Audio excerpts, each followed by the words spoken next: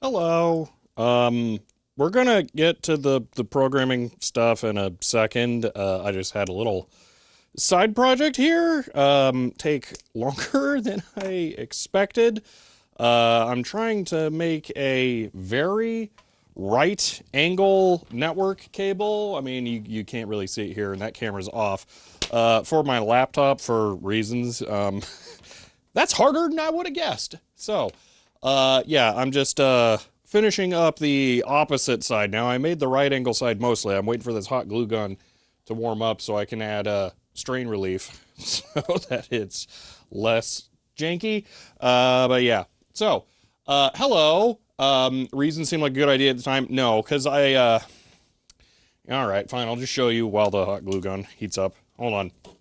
So, in the setup, I use my laptop with, I think I've mentioned I have these magnetic HDMI attachment things. So the cable goes on like this, all right? But you notice that's the Ethernet port right there. So I needed a severely right angle Ethernet cable so that I can go on the inside of the HDMI cable. And finding one with that clearance was essentially impossible.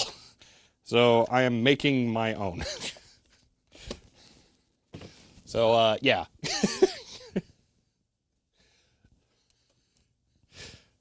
Sucked at Ethernet cables until I learned about the push-through connectors. Yeah, that's what I'm using here. I don't think I could have made that right angle one without a push-through connector, because it let me make all the cables, then have them like bend and go all the weird lengths that they needed to be without me having to like manually finesse it. So anyway, yeah, I'm just doing the normal side now. So cable looks very fragile. I mean, don't they all when you look at them without the rubber boots on? So, but yeah, let me go over what the actual goals are for today. So, you know how I'm always saying, sorry, I can't click links in chat? We're going to fix that. We're going to do it JavaScript side for reasons. So that's one thing we're going to do. That's maybe going to be literally one line. So we'll see. There might be more CSS involved than JavaScript. So that should hopefully go smoothly. Then we're going to, I don't know, I'm torn on two concepts. Either trying to do the cumulative emotes are not one of the objectives today. Either the cumulative chat messages for like groups of gifted subs, or trying to set up a client-server API object. Now, there's a reason I want the client-server API object. The chat here is probably really hard to read because it's being streamed from the office. The reason it's being streamed from the office is YouTube's API, again, being terrible, because I can't try to access it too many times or else it just doesn't work. Now, what I can do, instead of running the chat script on both the server and the local streaming computer, instead, I could just run it on the server, and then I could have the server provide an endpoint with access to the JSON data that the local client could then use for the purely interactive things, which is basically deck talk. Maybe phone if I re-enable that. So realistically, whatever is going on in the office only needs deck talk messages and the phone or whatever other weird random stuff we do. It doesn't need to display chat locally. Now, I need to be able to read chat locally, but that's easy enough with a web page. I mean, tier 1 and says hello all 32 months, yay. End of line. Lindsay, thank you for the tier 1 sub every 32 months. I appreciate that. So yeah, we might work on that. Does this upgrade mean we'll finally have emotes? Oh my gosh, you guys and your emotes, who cares? Sorry, it's just like, the emotes are super hard. No, I'm not focusing on emotes. Sorry. It's just like, I don't know. There you go, emoticons, that's what's important. Emoticons. Oh, man. The way that Twitch does emotes is terrible. It's really hard. It's possible, but I just don't care enough. So, alright, give me a second here.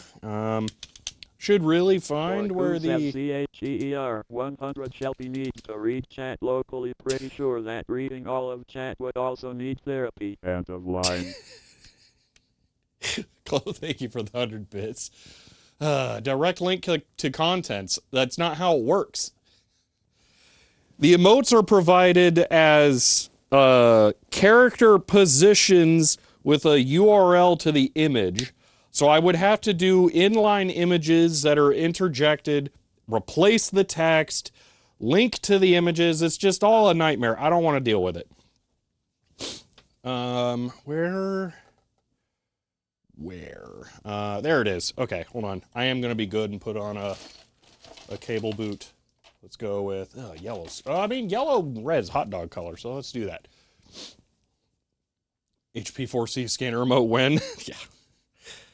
All right. I should have done this before I straightened up all the cables, but oh well. All right. Make sure they're all still in the correct order. Stripe green, green, stripe orange, blue, stripe orange, stripe brown, brown. Okay, connector. It's literally been. Okay. Into Doom. That was me, Vital Kneve. Yes. Dogface is the one who needs therapy. Gosh. Okay. We're almost there. And the hot glue gun is hot gluing. Let me just fill this thing with hot glue. I got it on the retention latch. Oops. Sure, that'll be fine. Hold on. Pokerator to the rescue for massaging the glue into places. There we go. Pokerator MVP tool of all time. Okay, stringy glue, stop. Ow. Stringing, there we go. Okay, how do I want to hold this up?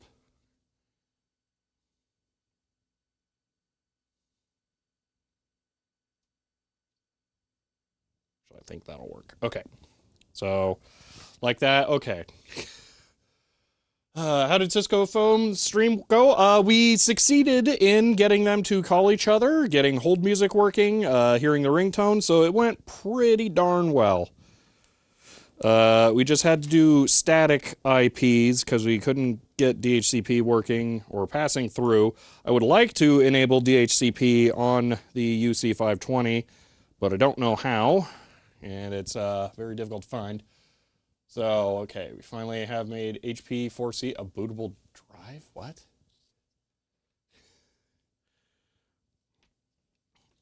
Hold on, come on, cable. Get in the right spot. There we go. Just past the crimp thing.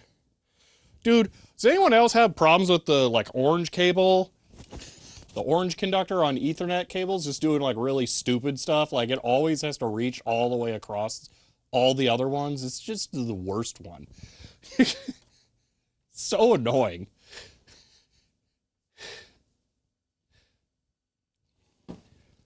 All right, that's looking pretty good there. All right, so I think that's done. All right, I'm gonna do this. That's upside down.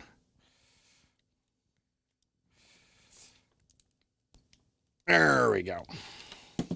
I had to shave off one side of the metal shroud on the right angle side so that I could, make it work. And turned out, once I put it in there, then the metal shroud would expand. So I was like, okay, well, I'll just remove the metal shroud. Then I put it back in there. The laptop has these like weird things that like pinch in that I guess are meant to touch the metal shroud for grounding. I don't know why. It's not like the cable's shielded. And then without the metal shroud on it, there were these like tab spots on the front so that the cable connector would just get stuck in the laptop so it wouldn't work. So it's just, or I couldn't pull it out. I don't even know how I got it out without destroying everything there. But it was just like a nightmare. So, yeah, this was an annoying little spontaneous project here. So, okay. What kind of RJ45? The wires going through. Oh, have you not seen these kinds of connectors? So these are Cat 6 blur, no, Cat 6A pass through. So yeah, you look at the image on there, the conductors pass through the front of the connector. They're open. And then the crimp tool has a blade that cuts off the excess wire when you do the crimp action as well. So yeah, these are way easier to use. Anyway, there's the final version of the right angle. Yeah, it's just not going to look good.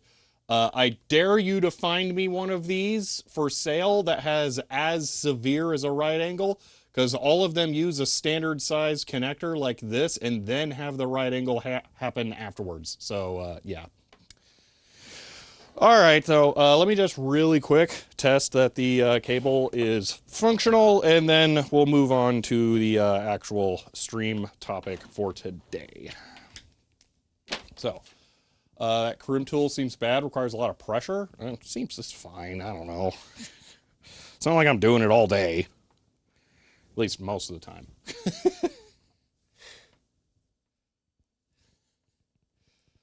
Okay. See, Ubiquity ones are bendable, but not on sale. I'm not sure what you mean, but if it's just a flexible kind, that's not going to be right angle enough. All right. I'm going to plug this in. I mean, it's one of these ones that the phone stuff was plugged into. Also, my laptop should, in theory, report 2.5 when plugged into this, because it's a 10 gig port. We'll see. Okay. All right. Let's see.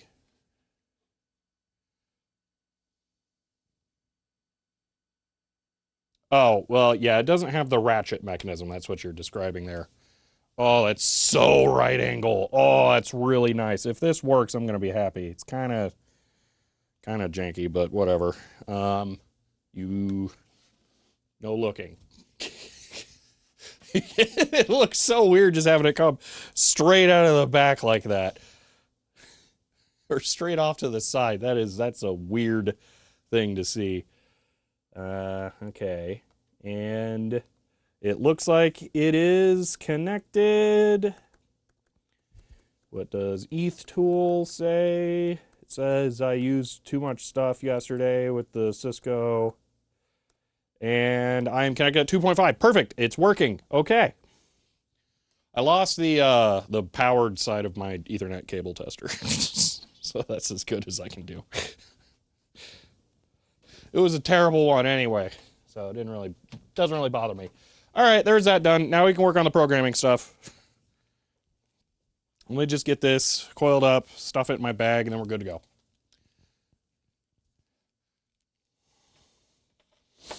Oh my gosh, hold on. I made this cable too long, which is, the correct length.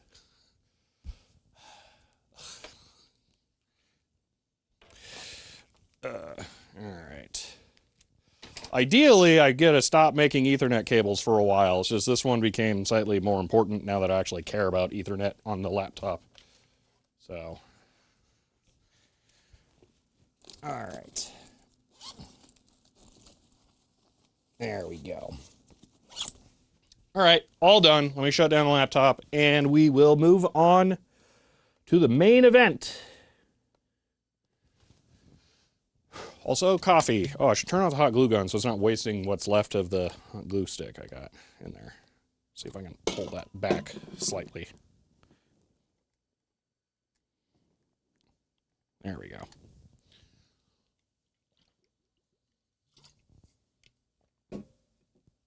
Ugh. Okay.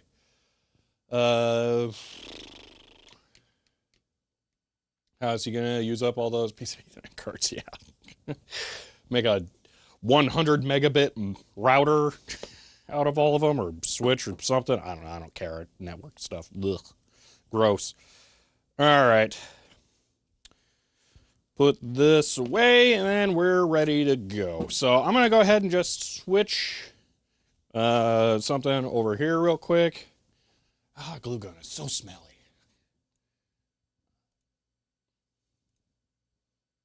Okay. Oh, I should. Well, it doesn't matter too much. All right. One moment. Here. Oh, I didn't bring up chat over here. Who would have guessed that I can't read chat now that someone changed the network stuff. 00246. Ah, great. Now I gotta find the thing. Okay.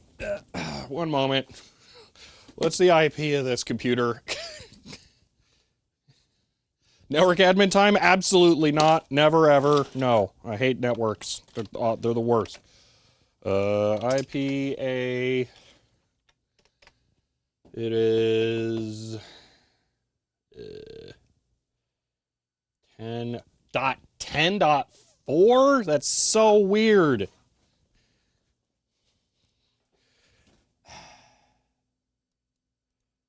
And why did the other one get the same thing but not this one? Why is it not showing up?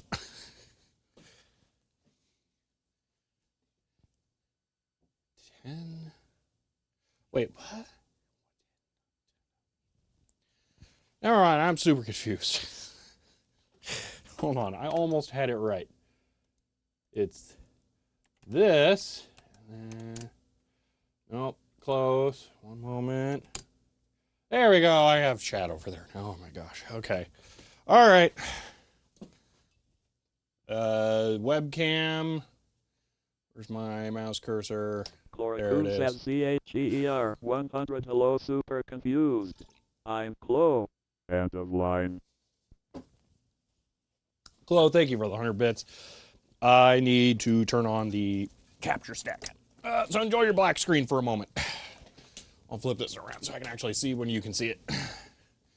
Okay. So what you can't see here is the ID RSA key for accessing my server. So I already went ahead and generated that so that I could log in over SSH. But, that's not that exciting. So let me just quit over from that into the code here for how this setup works. There we go. Oh, man. Okay. So what we actually have here. Oh, yeah. You know what? Really quick, one thing. This is I meant to check this before starting today. I just need to look at what the code over here does. Yeah, okay. There's a mistake in the GitHub repo. Okay, weird. I can fix that though. All right. Oh, I should push the button. Okay. Let me just look at the repo here real quick. Stream integration is. Let me check what changes have I made. Git diff, git status, stream local subs JSON. Why is that a file? Excuse me. Git, not GIF. Git diff stream local. Wait, that's not even. Those are untracked. It's because I did it all on the server. That's right. Okay, that works. Okay, let's do this. Okay.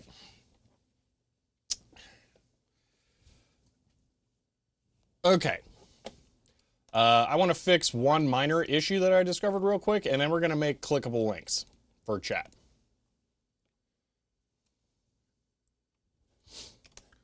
No, it does not. Sanity, we've covered that deliberately. It is the interactive shell only. Okay, so there's some weird issue with the Python thing that I don't know if it was always like this or if this is a new development, but if I run stream integration here, it's going to error. Or there we go. Well, disregard that. Okay, well, it failed. For some reason, the HTTP connect thing needs to be asynced now. I'm not sure if that actually changed or something, but it needs to be put here when I guess before maybe it didn't. I'm not sure, but we need that to be changed. So now git status modified. I will git commit -am fix HTTP connect async and git push. Okay.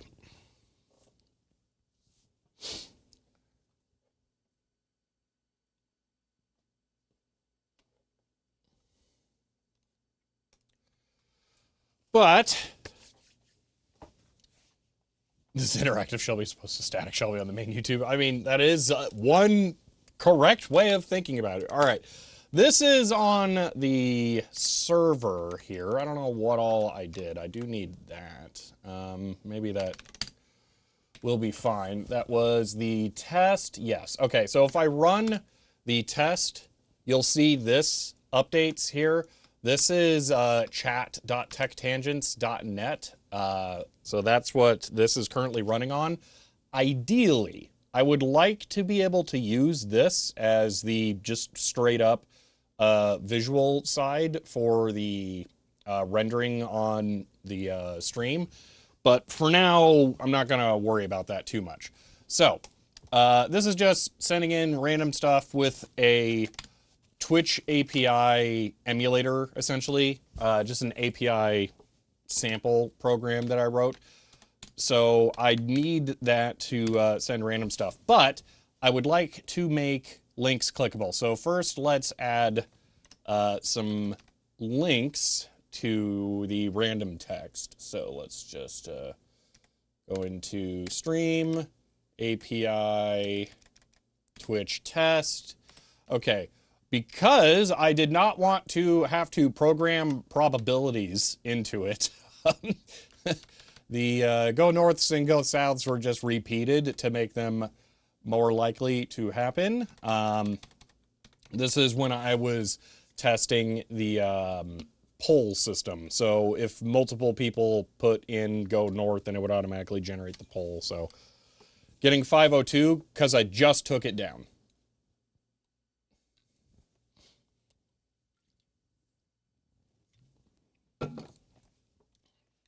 Because, yeah, literally right here, I just took it down. So, yeah, it's going to be going up and down constantly today. You should not be using that to view stream. That is only for testing right now.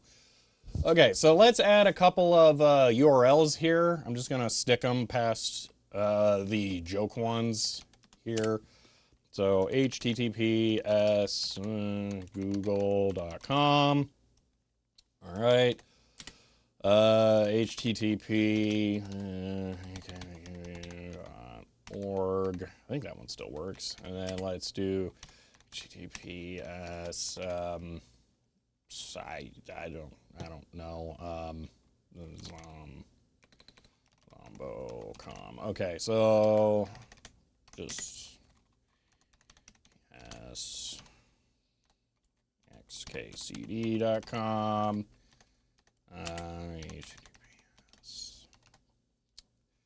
Well, I want them to be like actually clickable and resolved somewhere so that when I test it, I know it'll work.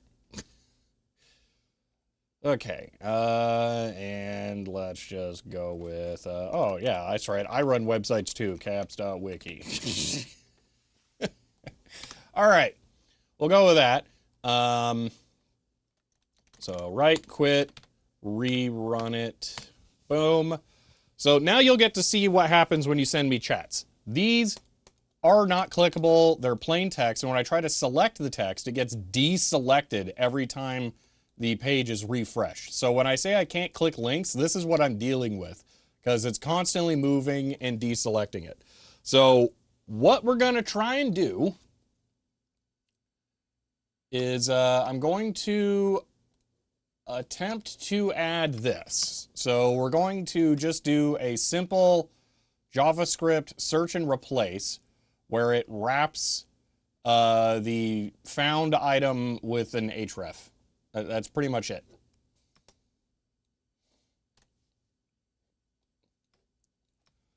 URL matching, I mean, it doesn't really need to match, so don't refresh the page.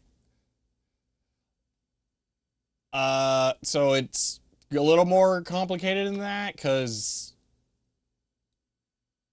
I don't know. If you want to fix it, go for it. I'm not gonna. This is gonna be a valid enough solution. So all we're gonna do is basically just add this, and I think it'll work. So let's go ahead and try this. So we're gonna kill this, and then we're gonna go to this. Is it refreshing? Or are you just adding items to the DOM? It's not actually refreshing. It deletes every. Fine, we'll take a look at this. So we have a UL, and then it's got a bunch of LI elements. All the UL element, I believe, is deleted, and then I repopulate it with the LI elements. So they're all deleted and recreated every single page load, essentially. We'll look at that in a moment here, because under chat read.html is all the JSS. So JSON read, okay, we get element by ID chat list, and then we wipe it. So that is chat list is, yep, the UL. So we are deleting it here, and then we're doing that. So Patrick, I'm intentionally not doing it on the Python side because I don't want to poison the data. I want that to stay clean until it's viewed only on the chat reader page. So this will put like underscores and highlighting in the underlining and highlighting in this. That way it, you know, it shows that it's a link, but I don't want that showing up down below for what you guys are seeing. So it's not going to be there. So Majenko, it works. I'm not changing it. No. Okay. So here is where we're going to add this. So we have the text. So we put this into a span in the li element. So we got text here. So in the text, we're just going to add the inner HTML replace thing, and then I think it'll work. I think that's it. Just literally one line. That's all I have to add. So yeah, so yank, paste. text dot, actually dot inner HTML equals text paste. I think that's it. Right, quit.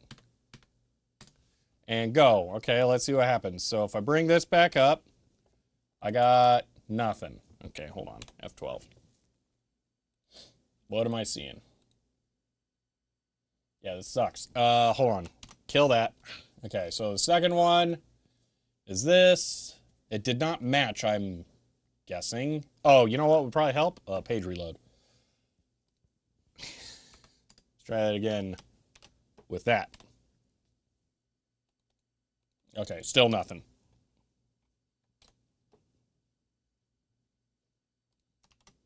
Why?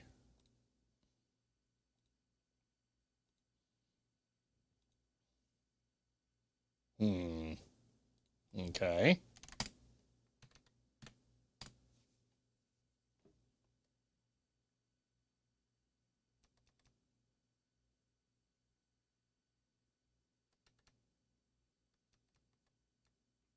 Oh, that's the wrong page.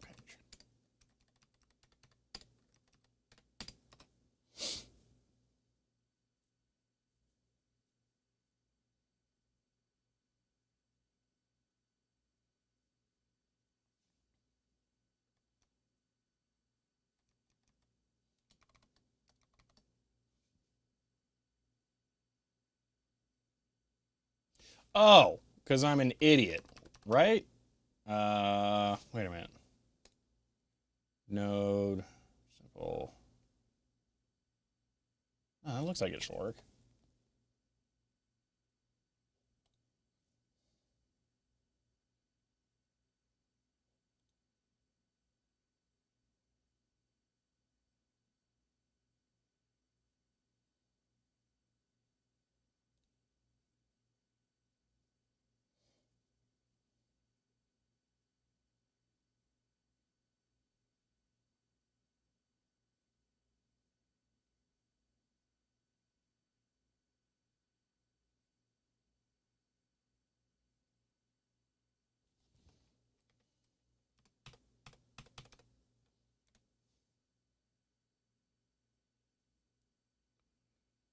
Yeah, I guess it's only doing it for HTTP, not HTTPS. So, 2 lines because I'm lazy. Let's try that.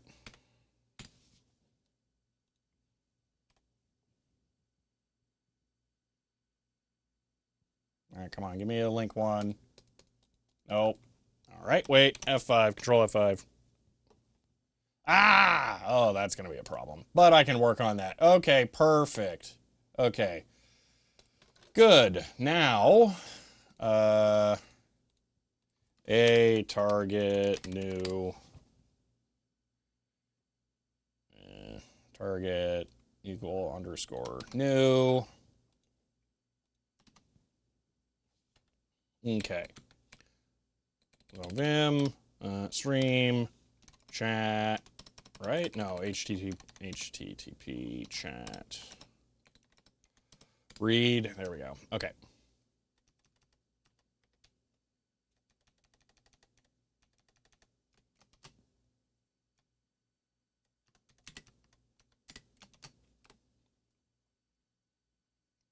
I don't care, Machinko.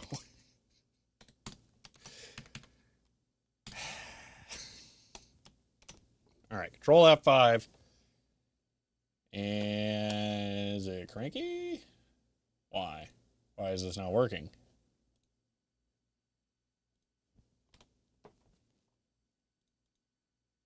Nope, something's broken. What did I break? Oh, idiot. Hold on, let's just escape those. Duh. Oh, I can just use single quotes. Yeah, let's just do that.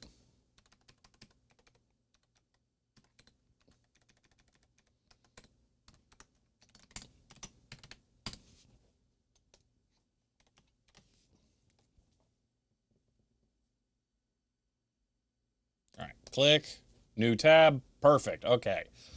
Now, minor thing here, we're gonna kill this. Go back to here. We'll modify the CSS now.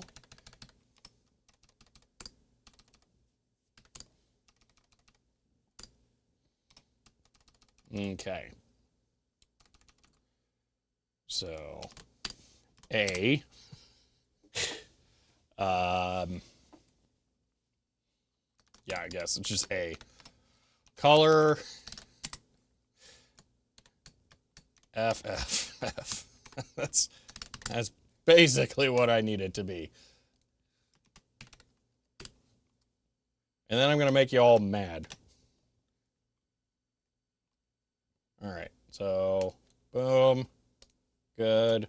Yeah, I think they're just going to be white. So I think it's fine. Yeah, that'll work. Control F5. All right. Perfect. Okay, now there's one more thing I'm going to do. F12.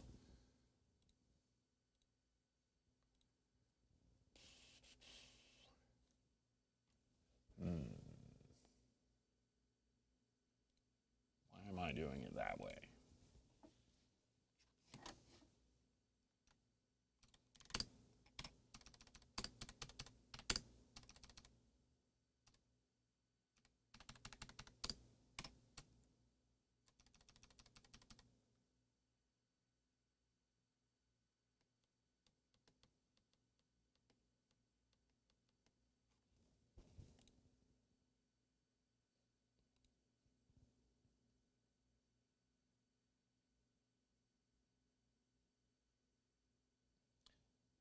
What am I providing there for color? Output API Twitch test.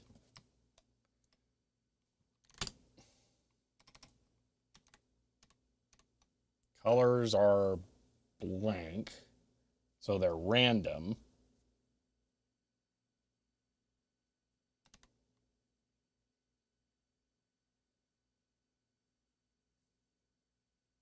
Color is just a number? No, it's a string with the hex values. Okay. All right.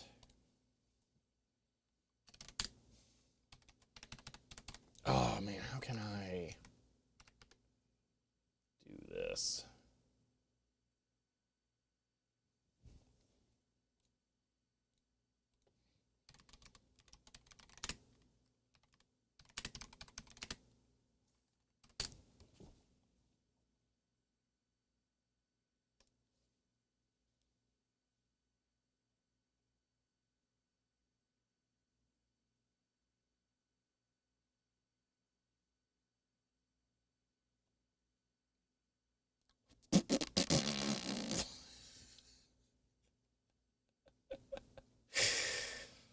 I had a feeling this was either extremely hard or extremely easy. That sucks. Hmm.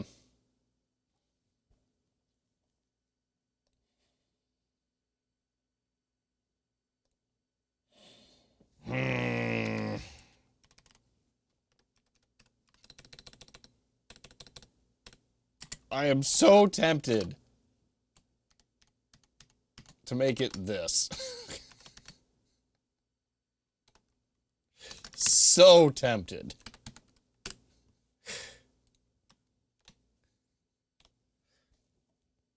Wait, why didn't that work?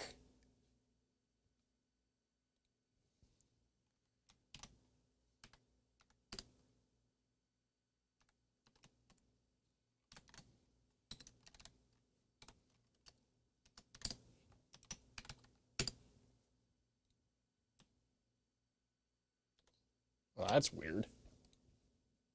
There we go. Okay.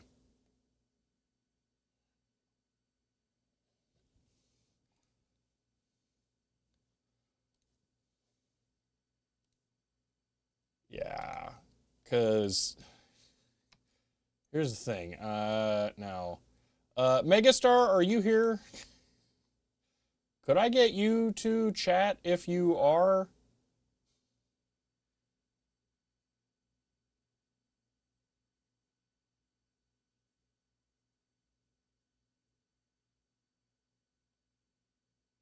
'Cause I would like to demonstrate something. Matrox Millennium, you would work as well, I know. Offhand, I can't remember anyone else. Are you not fetching colors from the Twitch API? Oh, no, I do fetch colors from the Twitch API. YouTube people get that as well. Here we go. So, this is not your fault, Matrox. I don't want you to change your color, okay? But the really deep blue is nigh impossible to read on the chat page. Just how it works. I don't know why. I guess you haven't set a color. But yeah, some people show up as blue, and it's just impossible to see, especially from a distance, to actually know your name. So there's a couple of you, Megastar, Matrox Millennium, and Dogface, that I all know by just looking at how long the blue blob of the name is. So I would like it to be where the colors are kind of averaged towards the center gray point. There's ways of doing that. Helen Croft, you're perfect. Yours is a very middle red. Absolutely be like perfect, okay? Yeah. So looks like your color, yeah, pretty lights. Yeah, yours is not amazing either for visibility. Set a white background, then people who have bright colored names will be difficult to read. So yeah. So here's what I would like to do. I would like to add a number. Basically, I want to create a infinite impulse response of just 2 samples, and then have the name be rounded towards middle gray. That would either lighten or darken it to make it slightly more visible. So, yeah. Does seem there are only a handful of colors that it allows. Yeah, what ends up happening, so why is that? Yeah, well, I think what it is Matrox hasn't set a color. I don't think it's possible Dogface hasn't, and Megastar 64 have not either. It's just that it convert to HSV, drop S, increase V. I mean, I could do that, but that's also, is that easy to do in JavaScript? I don't know. So, and Jukes, to answer your question, the Logitech, or the camera, that is a Logitech Brio. So, oh my gosh, I don't even know how you did that. You can make your name black? How? Where? Oh man, that's just brutal.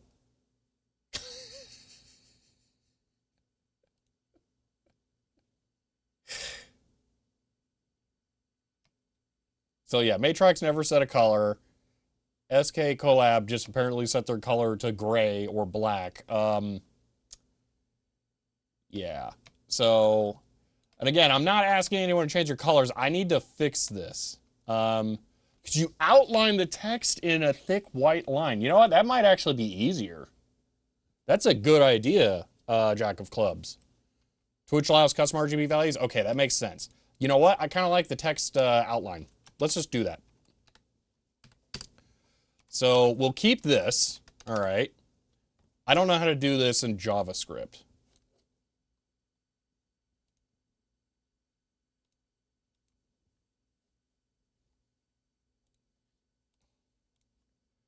JavaScript, text outline, test outline. That's close. If I could kill this, you have no idea how much I would. In Canvas? No. Outline text, yeah. No. Java script. Sure, this will work.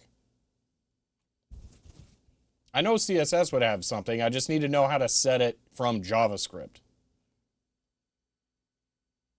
So yeah, it's going to be text shadow. We need to set the rate, the range, but then a blur range of 0. So, no, that's just, ugh, that's awful. But that might be dark mode stuff messing with it. We'll mess with this and then see if we can figure this out. Because it's going to be something to do with text shadows. Wait. That's a thing? Is this? No, that's not actually rendered. Go away, I don't care. Hmm.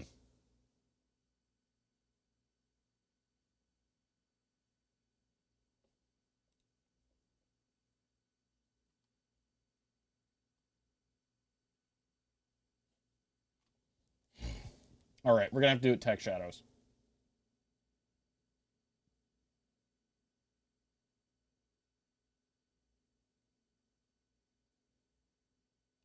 Let's just throw CSS in there for giggles.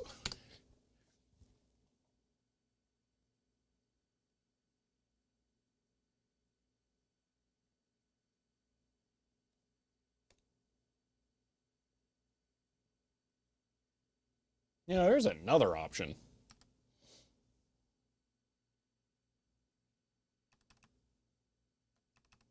Is this a thing?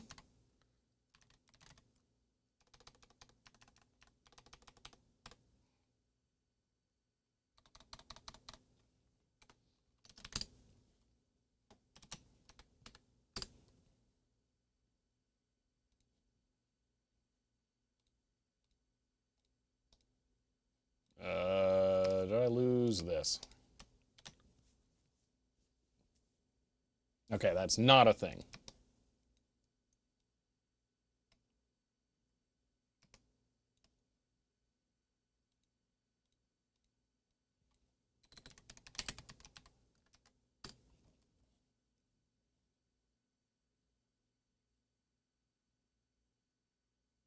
Just style background. Okay, so no color. Didn't I do that though?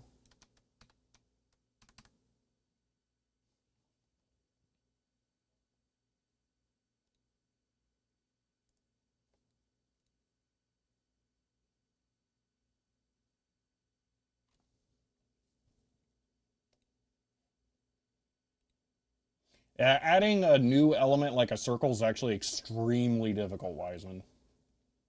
It seems like it would be easy. That's the XKCD bird detection thing.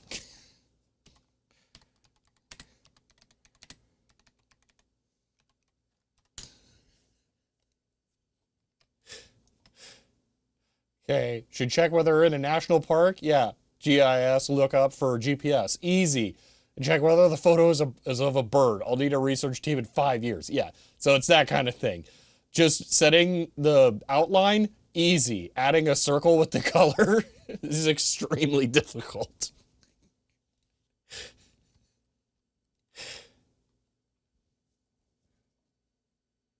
Okay, maybe it's background capital color? I don't know. This is weird.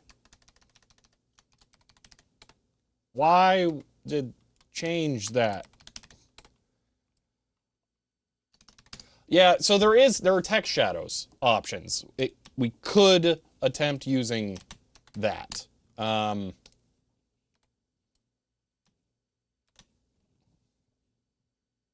is weird.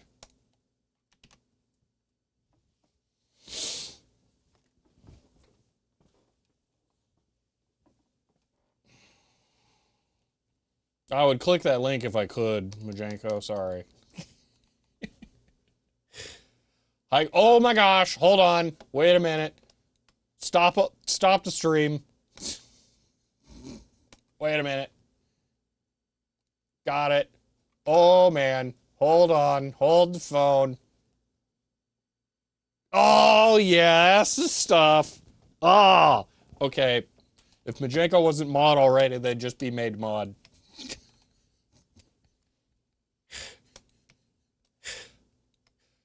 How can I thumb this up? I don't want to have to make an account, though.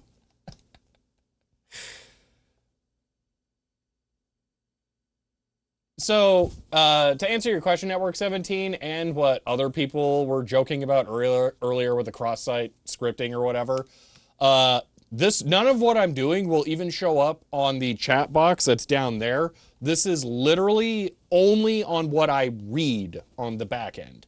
So yeah, it's not going to affect anything you guys ever see.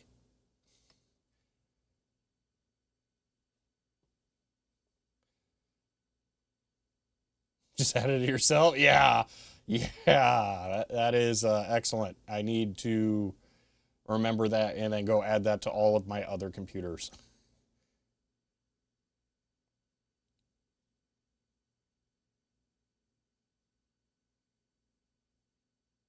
No, Sanity, it's not going to show up on the on-screen chat.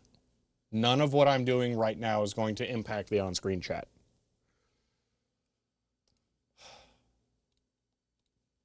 I wish this was easier.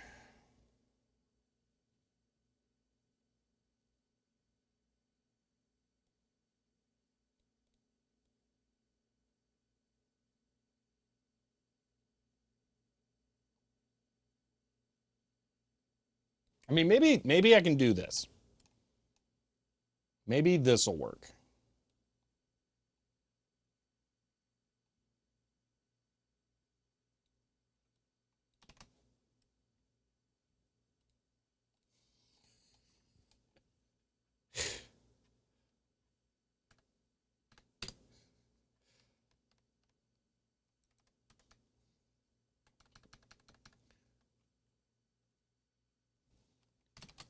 All right, let's just try this. Did I miss the closing brace? I shouldn't have. There it is. Okay. So let's just get rid of this. And then we'll do adjust. Boom, color, then plus 50. Or is it just 50? Yeah, just 50. Okay. Maybe that works. I don't really care if they're brighter. Oh, they are brighter. Oh, that'll work. I'm sold. That's it. Okay.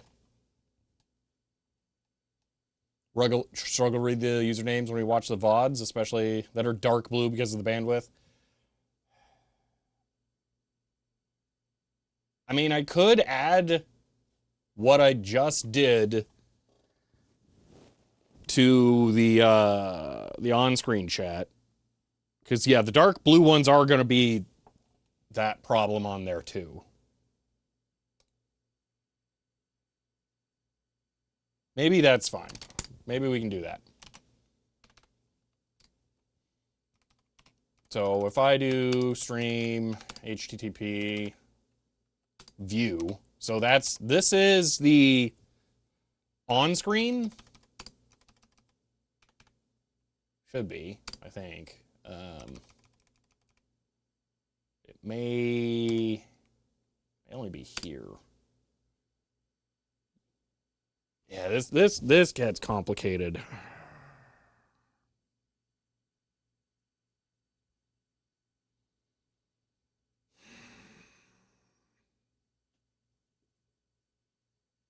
Oh yeah, Jack Clubs. Tech shadows can do a whole lot. They're pretty flexible. You can do some real weird stuff with borders too. So Cobb, that's complicated because I got to decide how I want to handle that. Tech, no, maybe we can just do it here. Screw it, just add it here. Function. Adjust. I'm going to do it not as severe as I just did over there. I'm going to add 30 to the color. All right, right, quit. Boom, close, get, status. Okay, modified, read CSS, chat read, API, Twitch test. That's all fine. Okay, git commit dash am, make chat names easier to read, and URLs clickable on read page. Git push.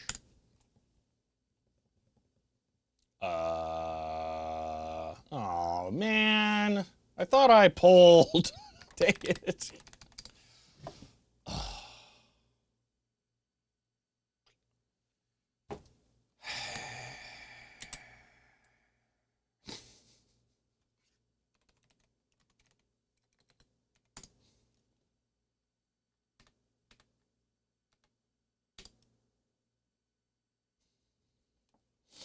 Okay, now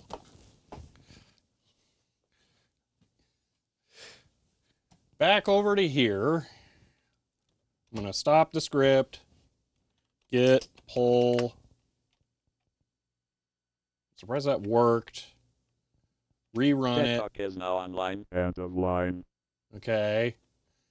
Now I need OBS to refresh this stuff. So refresh cache of current page. Okay. I don't know if Sanity's name looks brighter or not there. I don't feel like it. No, those look the same to me.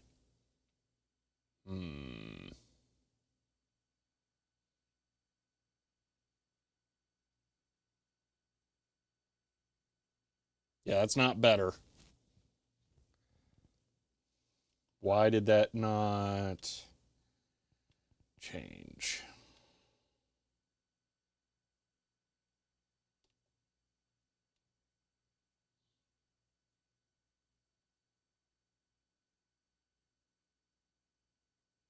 It's on here.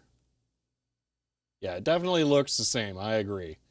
I don't know if that's yeah, so ignore all of Jack's messages showing up there because that's just YouTube sucking. That's not their fault. They did not spam. That'll happen again if I close this and redo it as well. Huh. Refresh cache. Yeah, that's no better. Why?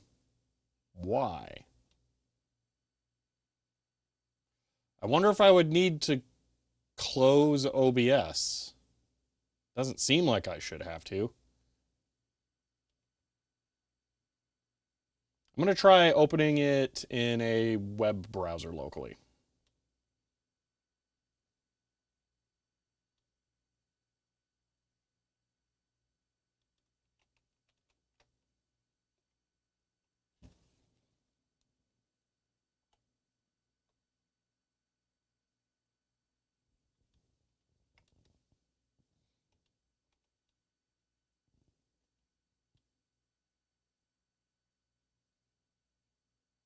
Okay, so switching to this is actual web browser here, and that is OBS. You can see on Matrox's name there that it is brighter on the web browser. So it did take effect. So I would need to stop and restart OBS. That is the problem. I can do that without totally killing the stream. So just give me one moment. So 1 second. I will be back. And I'm going to count down, and it's going to end before I finish counting down. 5, 4, 3, 2.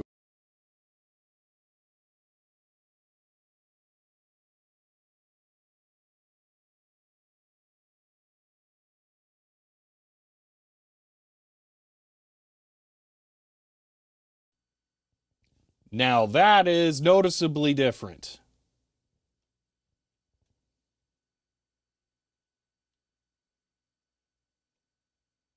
Okay, those are definitely brighter over there now. Another test comment. That's very definitely easier to read for me. Okay.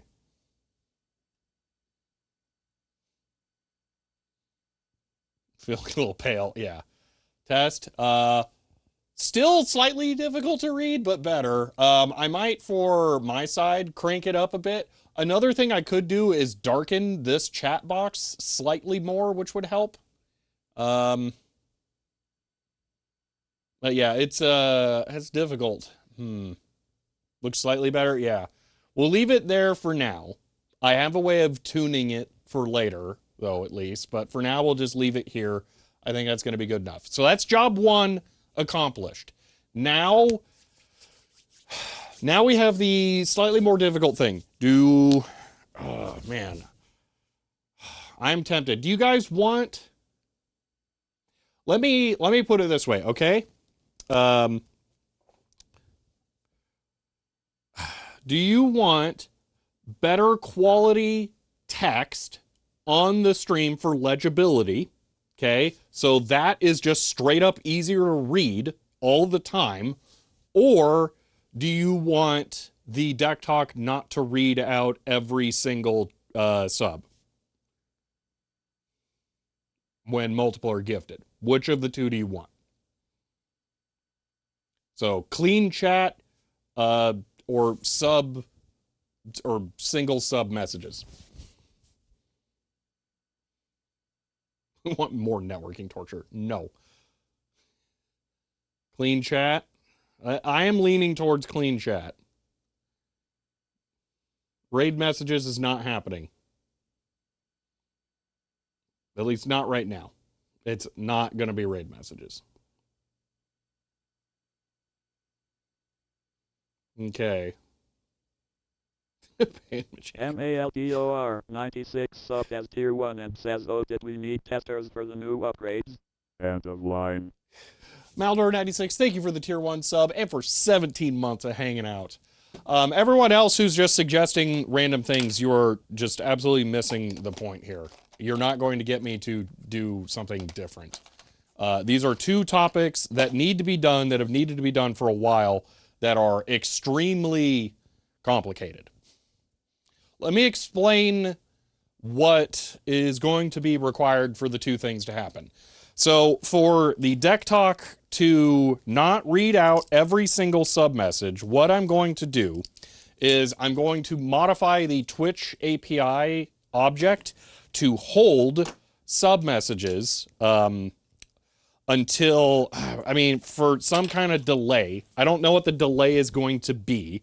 I might even have it do it to where it just tries to rerun the receive command, or so, I don't know.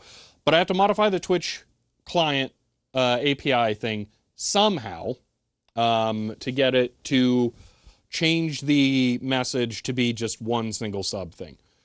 The other way to make the chat clean might actually be the more difficult one. I'm not sure, but I have to add two new API objects to the code to allow the server, which is currently restreaming the stream, to be the thing that has the API connections to Twitch and YouTube, and then it just provides a JSON file that then a reduced version of the same exact code could read locally here in the office just to get the deck talk messages and the phone call stuff.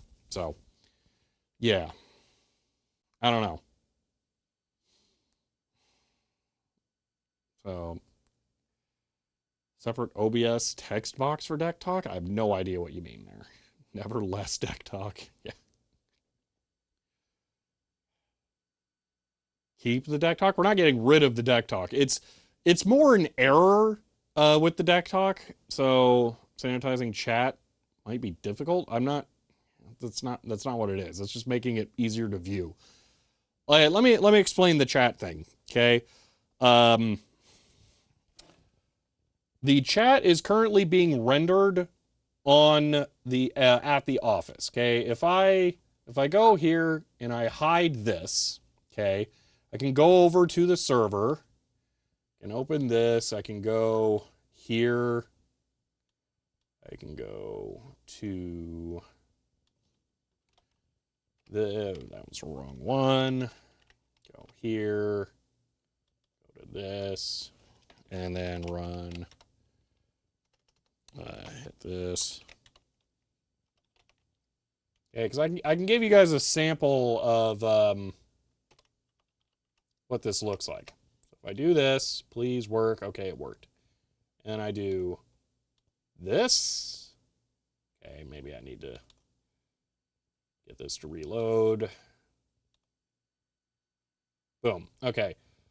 Disregard the fact that it's an older style for some reason. But is that text not easier to read?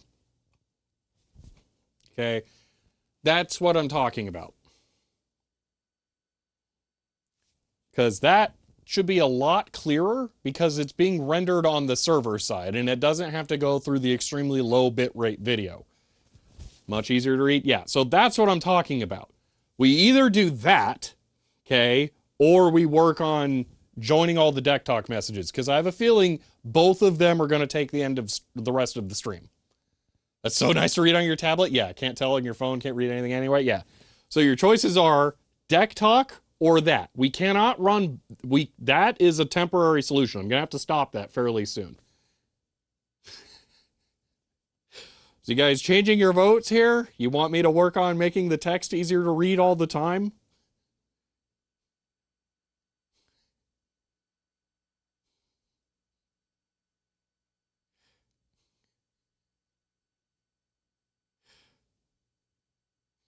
This is very split. Yeah, those of you who are trying to do a poll, we can't see the polls right now. If I do this, you might have a poll running. There you go. Chat versus deck talk. Do your poll. You got 20 seconds. Go. Go, go. Chat versus deck talk.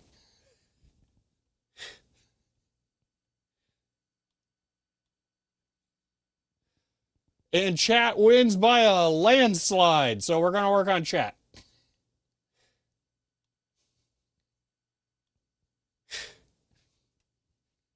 Easier to read. How do we interrupt you while you speak? The deck talk is not going away.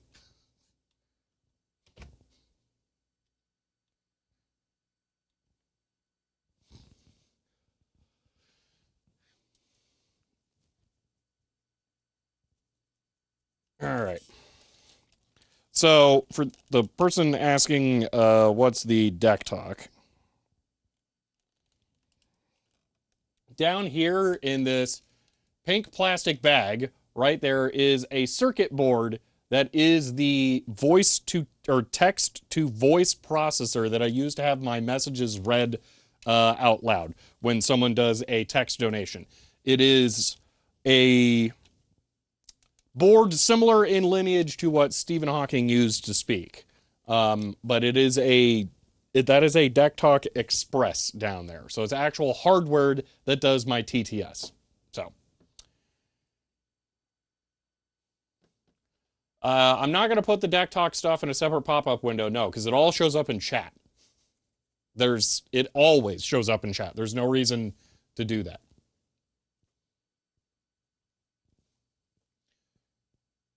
So, all right. I said similar origin. I know it was a call text 5010. All right, we're going to work on the complicated chat cleaning thing. So, yeah. What happened to the giant deck talk? It's just in the other room. It just sucks. I don't want people to... That one, it doesn't suck. It has some minor issues that could potentially be fixed with a firmware upgrade, but that would require programming, I think, 14 EEPROMs or something insane like that. But I don't want to run that one all the time because it's too rare. So I'm not... That's not happening. Okay. Yes. Okay, let's figure out how we want to handle this because this is complicated. Oh, yeah, that got real messages because it was running for a bit. Let's just clear that out by running the test code. Boom. Alrighty. For the record, you can just use a software version of the Deck Talk. GitHub Deck Talk. It's all open source, so if you really want to, you can run Deck Talk locally. It's very easy to do as far as I'm aware. So yeah, you could do that. The samples aren't as good on that, I've noticed. So yeah, the real one is better, but yeah.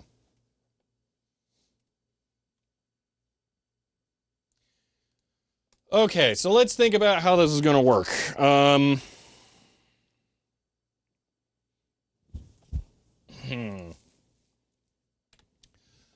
So let's go through the basic premise of the code, actually. Let's go back to GitHub. Please tell me I'm signed into GitHub. Please.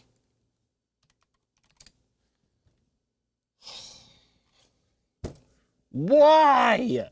All of the time. Every single time I try to use this page. This is agonizing.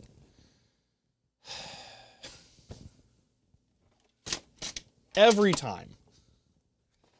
Enjoy this hat. So irritating.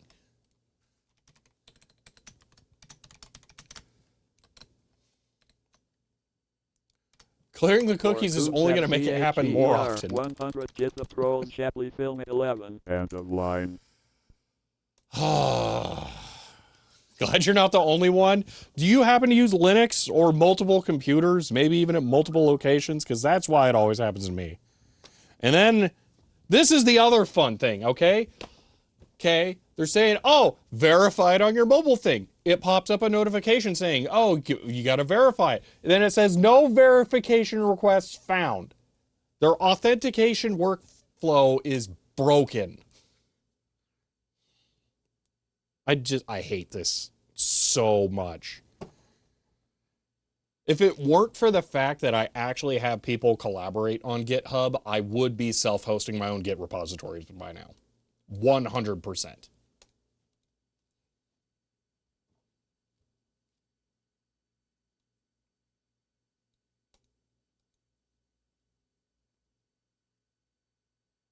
Okay. And I don't even remember where the stupid thing is to find the 2FA, whatever.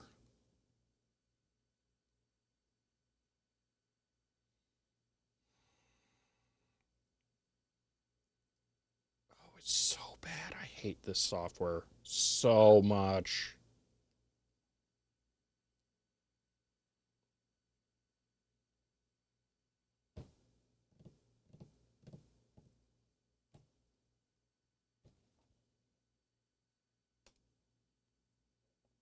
Jason 5 THE4 S2 says CHEER 100. When you think about it, everything in the world is broken in some bizarre way. There. End of line. Oh. Chloe, thank you for the, or wait, hold on. Now I'm confused. Oh, wait. Let me scroll up. There we go. Chloe, thank you for the 100 bits. And there's a notification over your name. Jason, thank you for the 100 bits.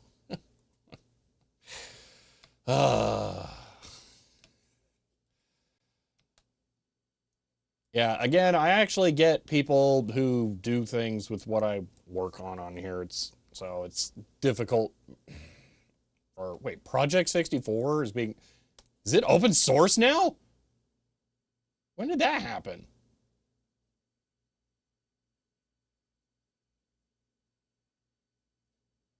6,500 commits. I mean, this is recent? Years ago? I wish there was a way to go to oldest, but there's not, and I'm not going to make you guys watch me click next a billion times. Huh. Well, cool, because they were always the closed source one. Anyway, I don't know why that's recommended to me there, but I mean, they're right. Yeah, so... Testing says CHEER 100. Every machine is a smoke machine if you use it wrong enough. End of line. Testing, thank you for the 100 bits. All right, let's look at the stream integration. Okay.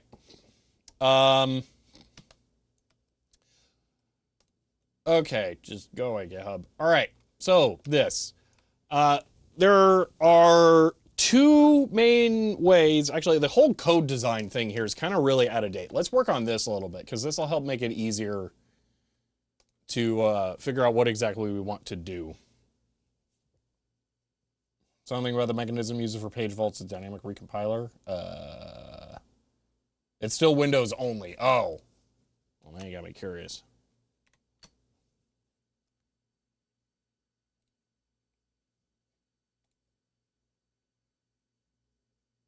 They're just doing source code releases? Okay. Yeah, still Windows only? Alright. I mean, Moopin exists, so it's not like a problem, but you know.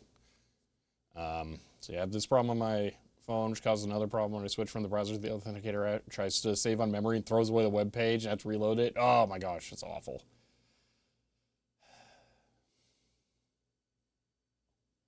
Yeah, Paul Guy, I feel like we're a stone's throw from emulators just not even being used. That they're just gonna start churning servers on decompiling every known ROM, because I'm pretty sure the entire ROM set is, you know, backed up.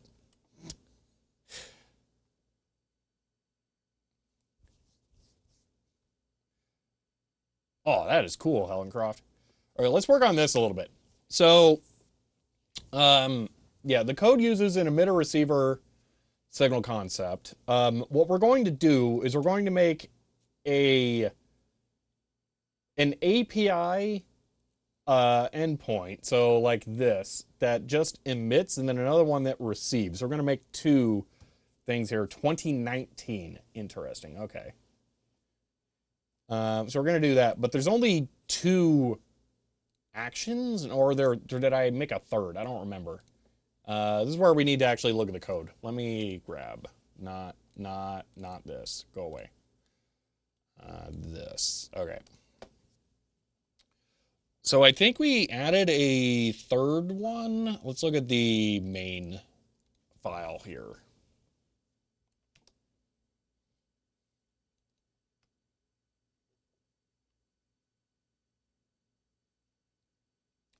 Retext is good for markdown editing because you can do this. Boom. It's not perfect. There are some things that don't work and some things that are terrible. Like if you embed an image in here, it renders it 100% scaling always. It doesn't squish it to the page width. So yeah, that's kind of a problem. There's some things, all right, I think it just doesn't support or it doesn't do that good of a job of, but overall I really like it. Let's see, don't think every ROM can easily be static quick compiled, but yeah, those static compilation projects are neat. Full decomp like Mario 64 Zelda God are far better than native options. Oh yeah. Shields are also broken. I don't know what shields are in Markdown. Okay, so we have chat, interact, and donate. Okay, so we have three signal types. So let's work on the documentation here a little bit because we're going to have it's going to be complicated.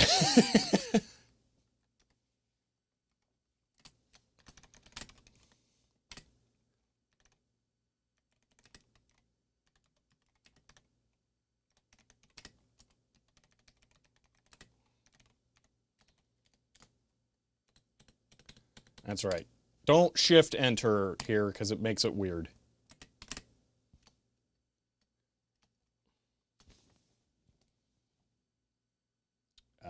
Let's call it chat, interact, and donate. Like the idea of that Zelda remake in Unreal Engine. I'm not 100% sure what's going on with that. I think they're releasing like one zone at a time, and then when they're done, maybe they're gonna like release the entire game all at once. I'm not exactly sure. I haven't actually played any of it. I also wouldn't be surprised if it's just like just clickbait, basically. So I don't know quite what's going on with that. Oh yeah, it's easy to make something look good in Unreal Engine. I just, you know, that's not surprising to me.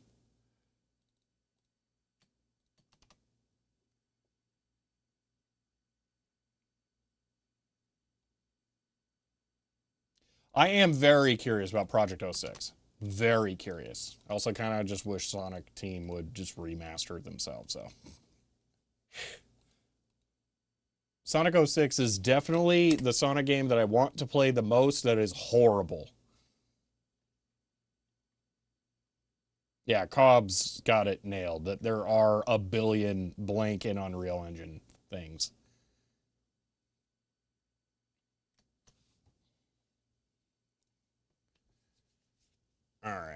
let's look at how the emits work on this.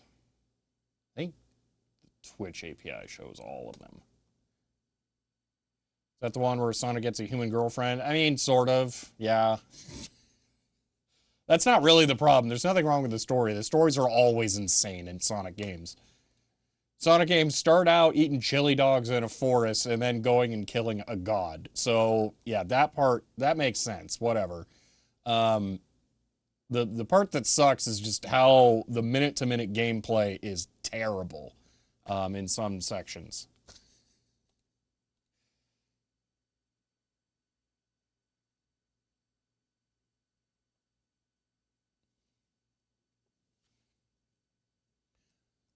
Okay, so we've got name, interact, name, and then text there. The constant loading. I can forgive long loading times. You haven't lived until you've played Crash Bandicoot 4 on PlayStation 2. I literally was playing like Nintendogs during the loading screens on that game. It was brutal. But yeah. Okay, interact. Go name. Interact. Type. Message text. Okay. I've had a chili dog within the last week.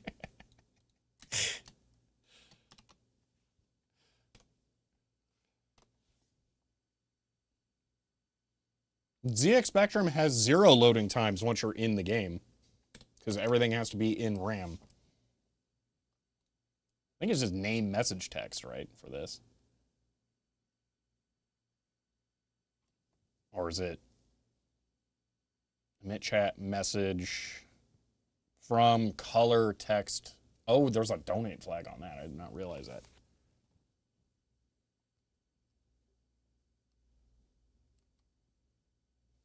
This is a chili dog from Ted's. I don't even know what Ted's is. So, no.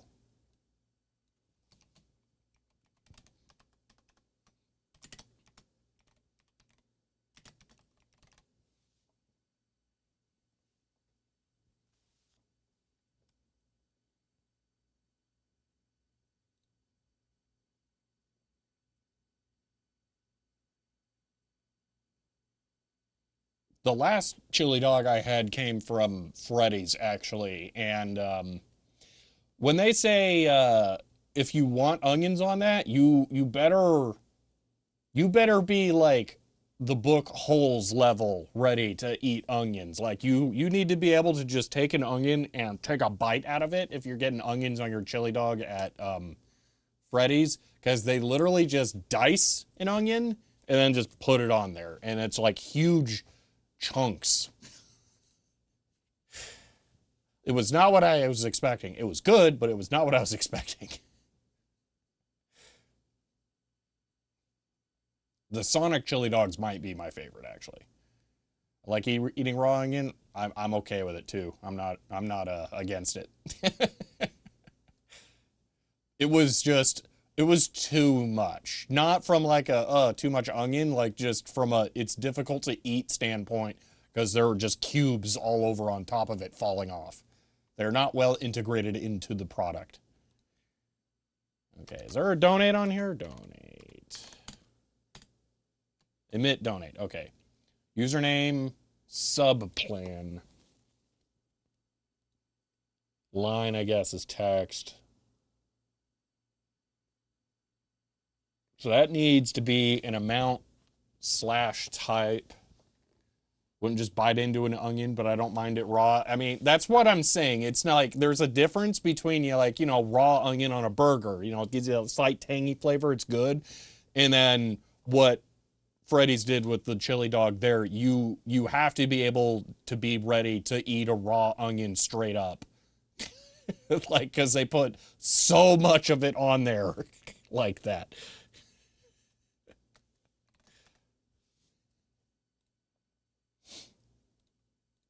Okay, so it's name and sub or donate value slash type and message text.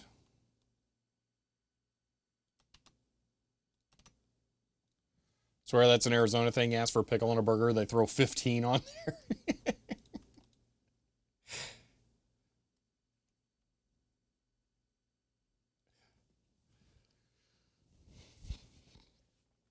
Okay, I'm doing this mostly for myself because I need to define how the client server format's going to work with this.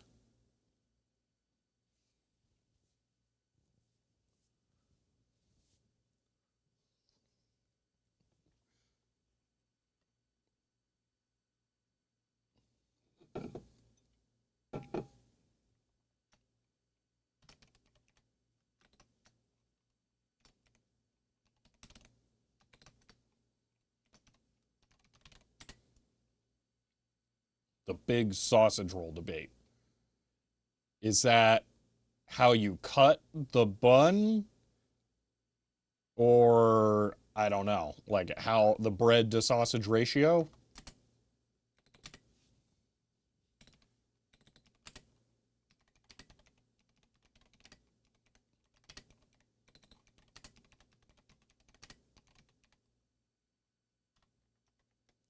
Why the preview screen?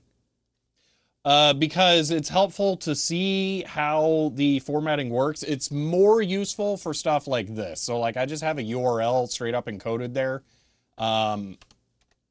If I were smart, I would do this. Documentation.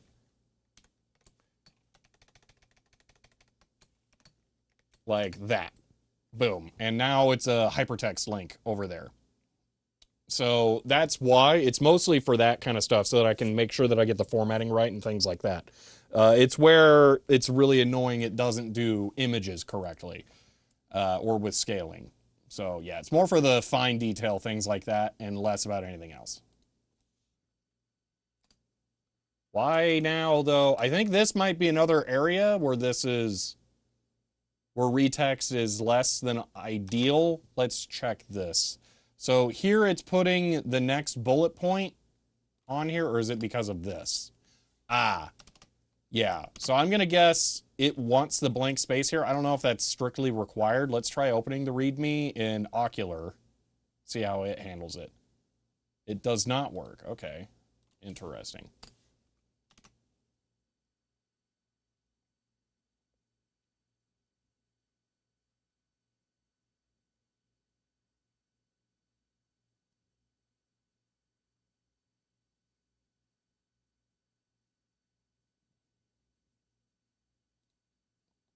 I could use Gist if I wanted it to be cloud-hosted software. Don't we love Markdown parsers? It's an interesting thing. Markdown parsing is complicated. Because realistically, you're just turning it into HTML and then stuffing it in a HTML rendering thing. So it's, yeah, it's weird.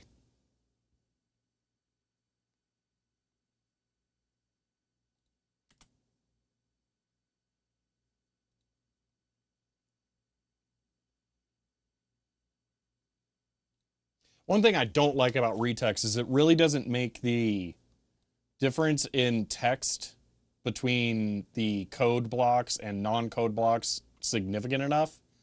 They just make the font monospace in there. I don't like that. I prefer there to be something more distinct about that.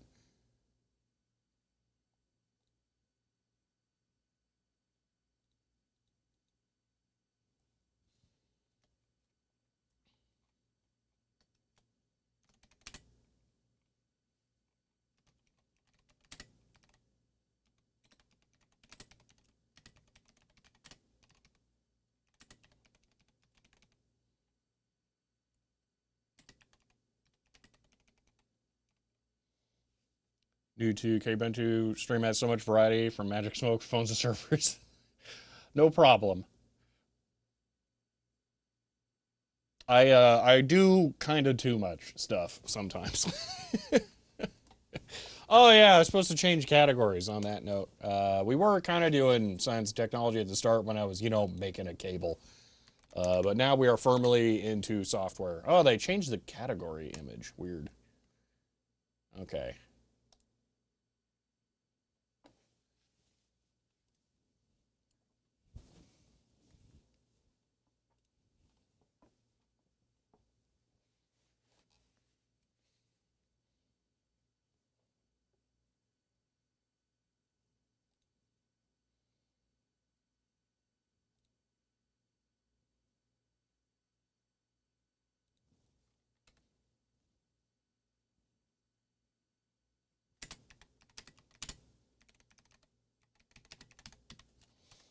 Okay. Oh, I almost spelled a word there. Whoa, that's a different. Huh. Okay. Okay, donate.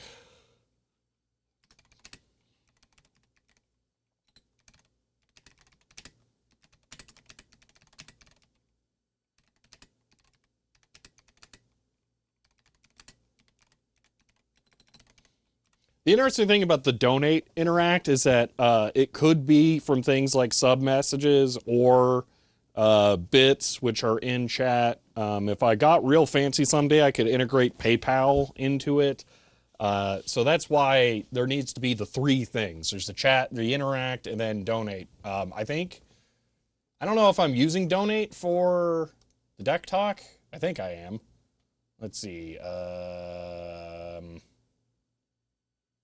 Register, interact, out test, interact, chat, register, donate, out test, receive, donate. Okay, I am using it for, or the donate for the deck talk. Okay, good.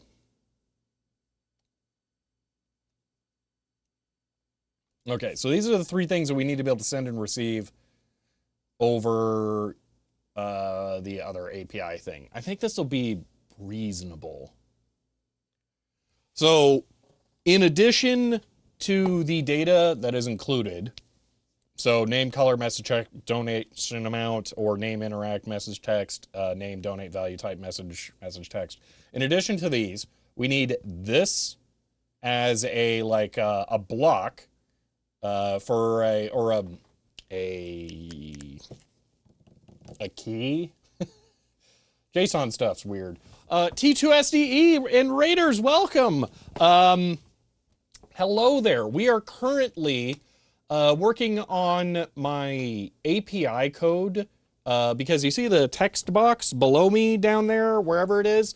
That is using software that I wrote myself. I have it up on GitHub, and it's been working fine, but there are some minor issues. One of the issues that I've had is this is my chat window that I use to read my chat. It's based on this stuff. Today's the first day ever I can do this, where I can click a link that someone has sent.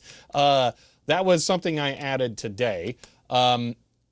Currently, what I'm working on is adding an ability to host the server-side API interfaces for all of the chat interaction stuff on an actual server, and then having a client side that can interact with it. Because if you see this, currently, I'm reading from a local client. It's another computer running over there, the one that's actually doing the stream. And this is running the software and acting with the, or interacting with the API interfaces. But I would like to host it on the server because the chat down below is kind of blurry because my internet sucks and I have to stream at a low bit rate from my office to my home over a VPN. That's a whole long story. But if I host the chat on the server that I use to restream my streams, it would be a lot easier to read. So I'm hoping to do that. And I'm coming up with an internal API, you could say, for how I could exchange the emitter receiver signals that I use in my code with a server client workflow. So I was just documenting some of my stuff that I've kind of been behind on here so that I could better establish how that would work. So we're kind of going through how my software works here and then forming a plan.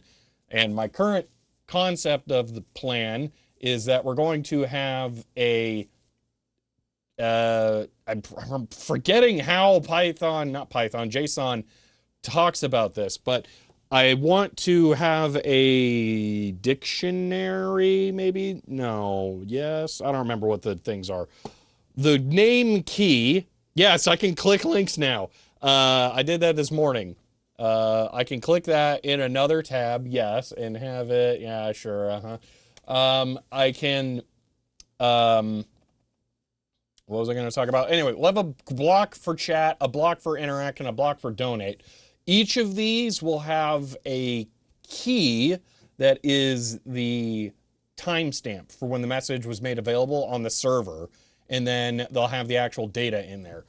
The problem is that as the stream goes on, it's going to have to host every single chat message, and that could be an issue. So I don't know how I want to handle that, because I ideally am going to have it work with many clients. I don't know. Maybe it could only host like the last 100 chat messages or something. I think that's how I do it with the web interface anyway. So maybe if I work with it that way, it'll be fine. But something like that is what I'm thinking. So, yeah, anyway, I think someone tried to rope me in with a question about something. Okay, yeah, Deziak was asking pineapple on pizza, yay or nay? Here is my culinary opinion on that. Should there be sweet things on cheese? No. There you go.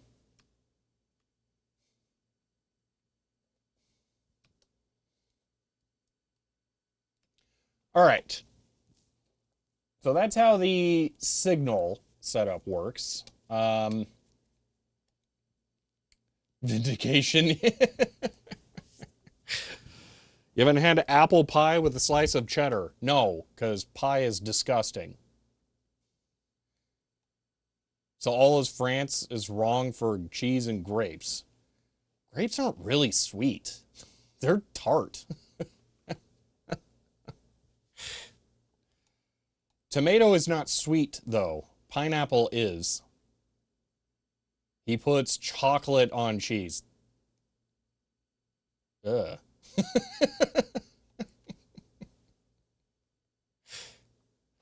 Forty likes Peter Piper Pizza's opinions about. Sorry that Peter Piper Pizza makes the best pizza.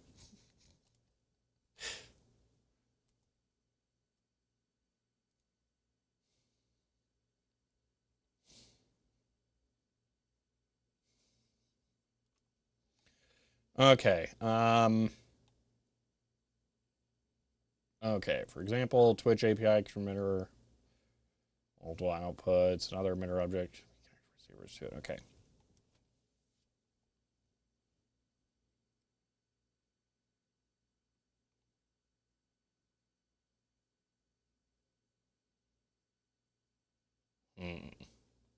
Who have you hit your car to?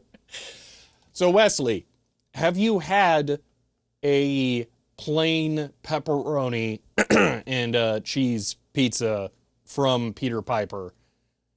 And if you are going to expand your horizons and try it, order it with extra sauce. Williamsfield and Gilbert Road for you will be very close. I think there might be another one closer, but that's just the one I can think of. Arizona NATO had more Peter Piper than most people. Okay. Doesn't the... What's the best way to describe this? There's this mild fresh pepper flavor to the sauce when they do it right. Okay, they don't always get it right. Okay, but when there's that mild fresh pepper sauce to the pizza, it's the best. That is when it is the absolute best pizza. They don't always get that right, so sometimes it's just good. It's not perfect, but when they do it right, oh my gosh! But you'll have to get it with extra sauce. That's the way to do it. And they have to actually have this weird thing where they know how to read, so that they actually read that you want extra sauce. I cannot tell you how many times I think that they just read the word extra and then just zoned out and assumed it was cheese. So, yeah, it's just, ugh. Peter Piper have a batting cage and treehouse in the back? No. Their jalapenos on there too, but it's decent pizza. It is... I could see the jalapenos. I can see that. I'm also the person who really likes the pepperoncinis from Papa John's, and I will just straight up eat them on the pizza.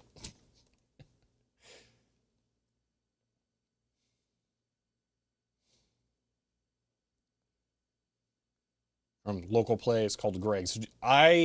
So deep dish, which kind is that? Because I have had the full-on classic Chicago style bread cheese sauce, and oh man, that's a thing. I'm a sauce fiend on pizza. If the pizza isn't drowning in sauce, that's not pizza as far as I'm concerned. I'm getting very distracted here. Let's focus on some program.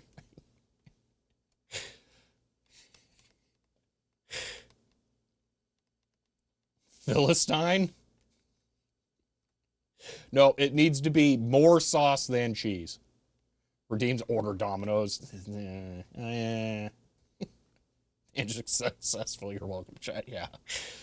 Uh, am I misspelling emitter here? I am. Okay. I'm misspelling emitter everywhere. Okay.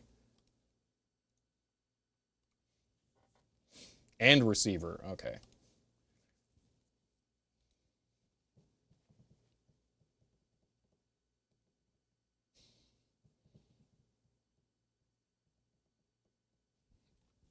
Revealed many food truths today. Yes.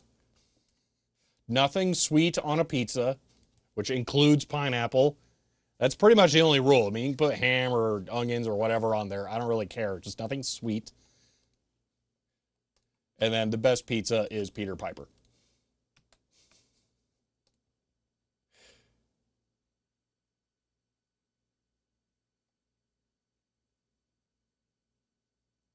You know what? I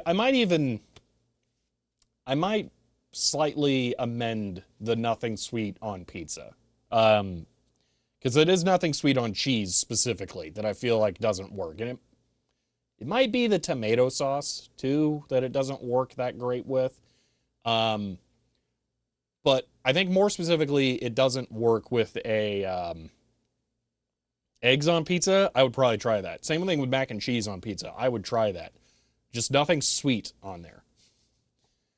Um, don't like overly sweet tomato sauce. Yeah, the worst pizza I've ever had was bowling alley pizza, where I'm pretty sure they poured a whole bag of sugar in there and then just added some red food coloring and called it pizza sauce. It's just dessert pizza. I don't know what that is. Is that one of those weird things where it's just a cookie that's big and they call it a pizza? I don't know. Well, have fun there, Wesley. That sounds like a good time.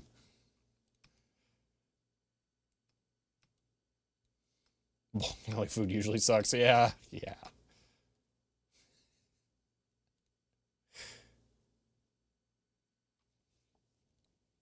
I am very train derailed here.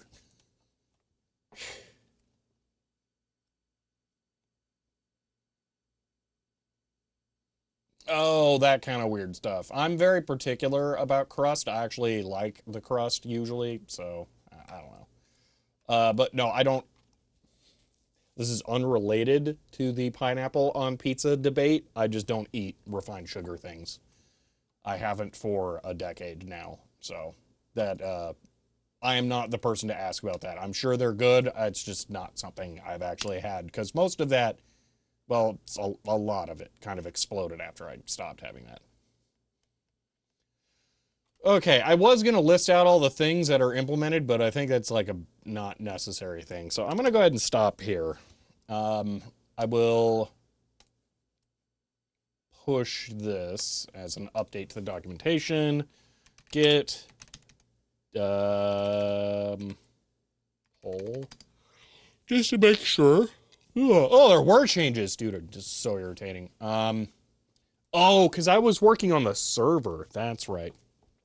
Git commit am update documentation git push. All right.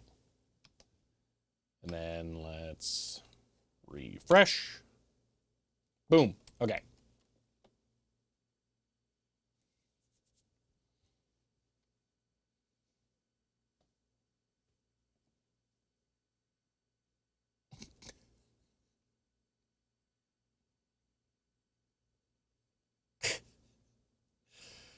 Okay.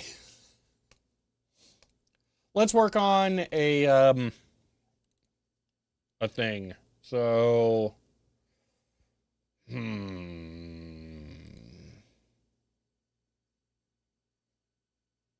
let's look at the code. We're going to do this through here, though. So, cd stream. All right, them. I think we might have to use the HTTP API object for this. I think this might be required. We might even want to just update this. I'm not sure.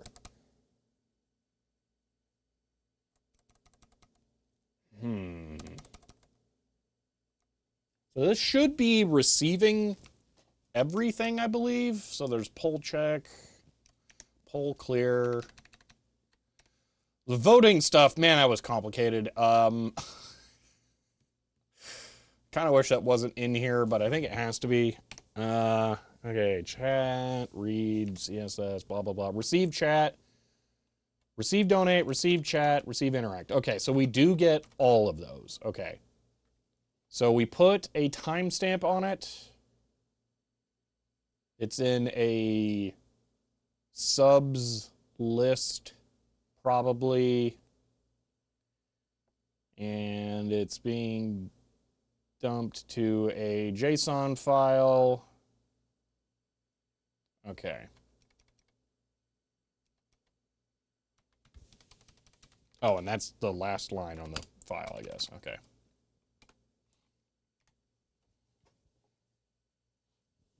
Okay, so the interact stuff is not hosted, but I believe chat.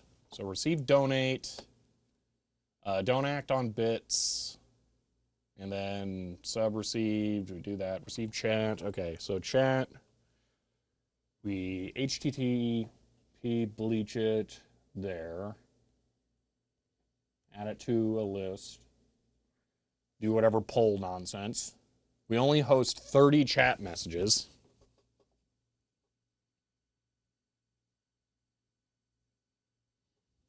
Then we write it to the JSON file. Okay. What is the self.chat file?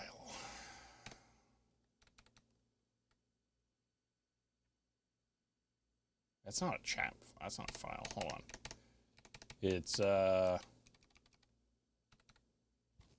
put right JSON dumps self chat with open. Okay, JSON underscore chat, JSON underscore subs. Okay, so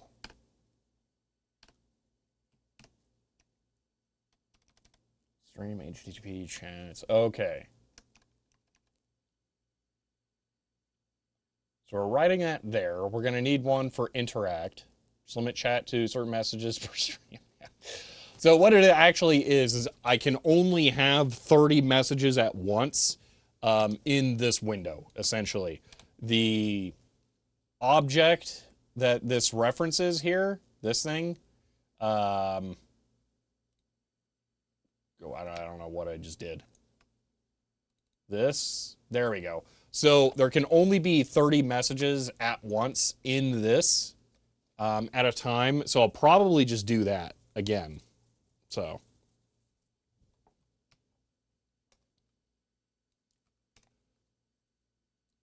I'm not sure you mean the random percent chance for your tool there. For what I'm trying to do, I'm trying to figure out how to host data on a server to then receive on a client. So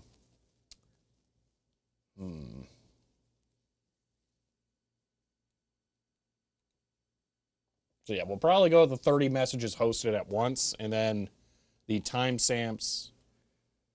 Well, WebSockets, I mean, that would be an option. I'm just going to do it over HTTP, though. Because I'm already doing HTTP stuff on here. And I kind of already have stuff hosted. Am I limiting subs? I don't remember how that one works. So, stream subs. What does that look like? You know what? Let's do this. Pull this out. Go here. Okay. Oh yeah, that's wrong. Somebody changed the IPs. 10.10.1.246. Okay, so the window will have it. So yeah, this, no, well, kind of that. Okay, so we're doing subs here. All right.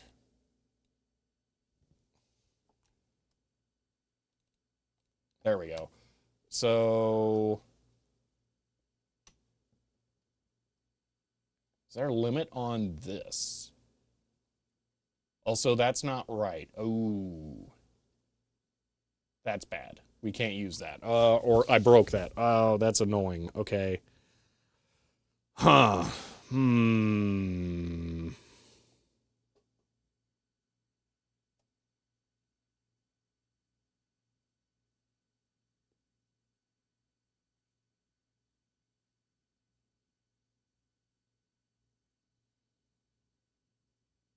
Okay, we just don't do that, I guess.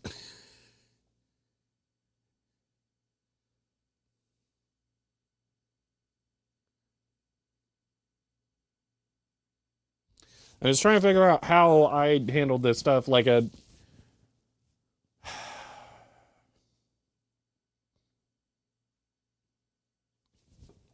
This is annoying. Who would have guessed that, doing work is tedious? Do I already have a text shadow on there? Kind of looks like it. Huh. All right.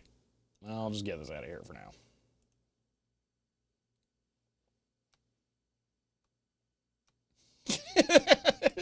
Oh my gosh, you're just having a mess of a day over there. All right. So the subs thing's kind of broken. I think I'm going to ignore that. And then I might do a different file for just API stuff. So, yeah, web UI for stuff is very handy. I've been enjoying integrating Flask into some of my projects for it. Start from scratch. No, this overall the code is very clean. There's just a couple of hacky things to make the poll work that were not amazing. The dynamic poll code was very complicated. And again, I probably should not have put it all into the HTML one. Or HTTP stuff, I should say. Sorry, let's do this. We'll add the HTTP thing. We'll add the ability to just host all of the interacts. So we'll do this. Self dot JSON underscore API underscore chat. We'll just kind of do this, and then it's basically the same as this, actually.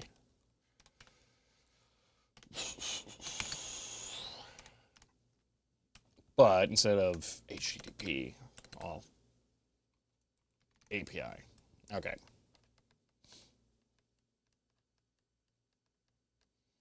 I'm doing HTTPS by running it through Nginx. So, yeah. My setup is strange as well.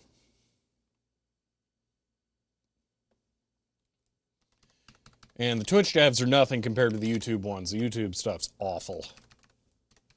All right, we'll call this interact.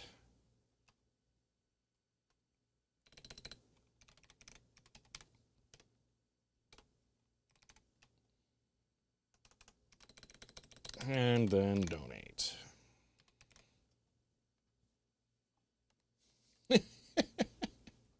Fill up.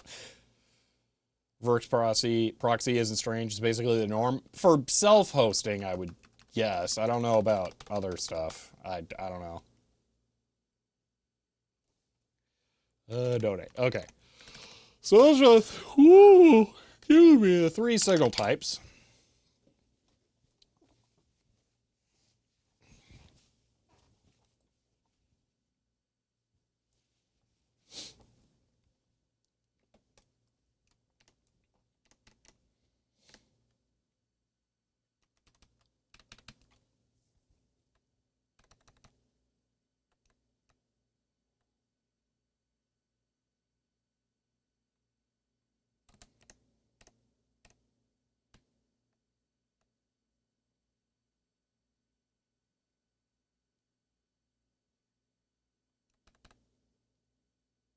Okay, so what I think I'm going to do is I will directly pass through all of the API stuff here pre-filtering, because then it could just be filtered again for whatever's going to happen on the client side.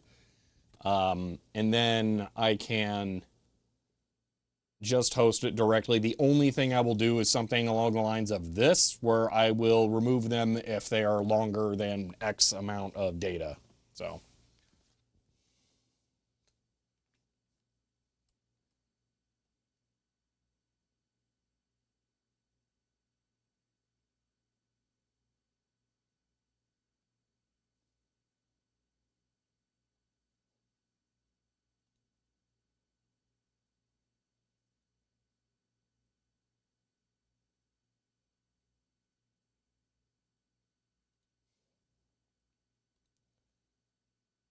All right.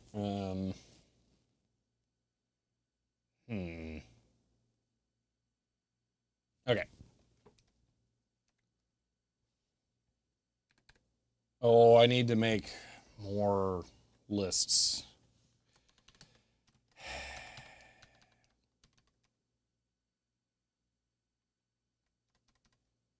HTTP one is easily the most commonly abused part of this project now. So we'll do self or dot API underscore chat equals this. Interact, donate.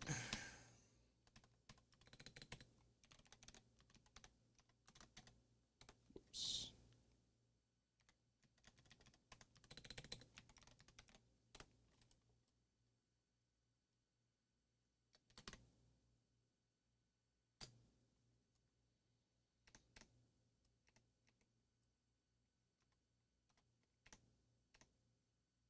Oh, so much stuff. Okay, receive chat, receive donate. Okay, let's do this here first.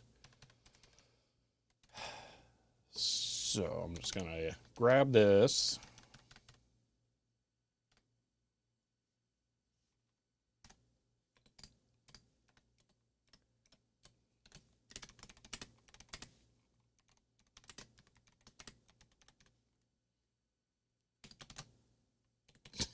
Where'd that come from?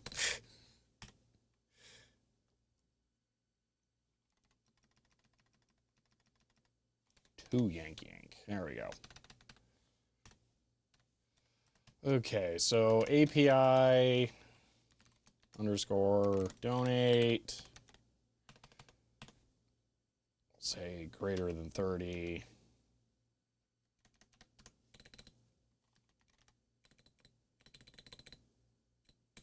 I totally messed that up.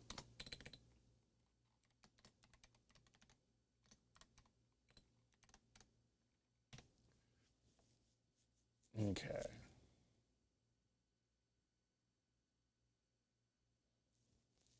Build a dashboard, publish string title tags, categories, and have the ability to save profiles. So when you start streaming, you click one button and then it just sets a bunch of stuff based on the current project you're doing. I can see that. That would be cool. Mine stuff is too consistent. If I'm not in science and technology, I'm almost always in. Says, end of line. Yeah, Cam, thank you for the Prime sub and for 4 months there. If I'm not in science and technology, I'm usually in software, very rarely anything else. So yeah, I don't have as much of an issue with that. And I'm pretty lazy about just putting part 2, part 3, or whatever as a postfix on the title. Okay, so I think that, and then just so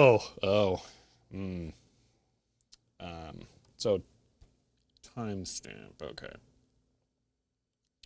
Oh, well, this is pretty easy. Basically, just gonna copy that, and then self. No, not sled. Nope. API underscore donate dot append and paste. Okay, timestamp. Now, ISO format, replace. Sure, that's fine. I don't remember why I'm doing that. Oh, for files. Probably don't need to do that here, but fine. Okay, from text and then message. I'm missing something. There is the amount as well. Which is there. Okay.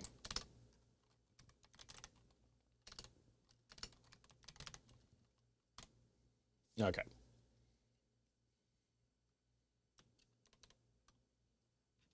I know the text is super tiny. I just, well, you know, oh, let's not do that. I think I'm allowed to do this in Python. It's got its stupid white space rules, but this might be acceptable.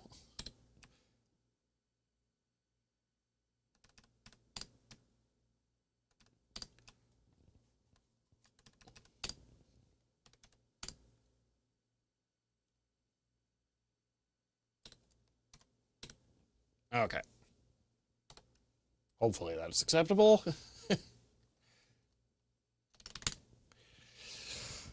That looks correct. Okay, and then that's basically... Oh, no, I have to write it. Am I just, like, aliasing everything up above? What did I just do? Undo. For the hosts, add rule, blah, blah, and then I just... what am I doing here?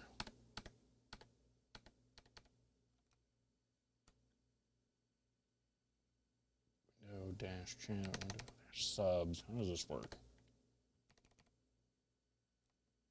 Send file. Okay, stream, blah, blah, blah. So there should be some of these that are for, yeah, JSON, poll, JSON subs. Okay, so those send from the temp files. So we'll just make those for the other ones as well. So, do you need string wrapper on the timestamp? Is that not already a string after using format? Let me double check. I think it is a string. I mean, I'm doing a text replace right here. So the result is a string. So yeah. Oh. Oh, you're saying, do I need it here? I don't know. I'm going to not remove it just because it's working like that, but it's possible it could be unnecessary. Additionally, I'm going to have to do like a bunch of code nonsense here first and then test it. I mean, actually, I guess I don't. I could just do one at a time here.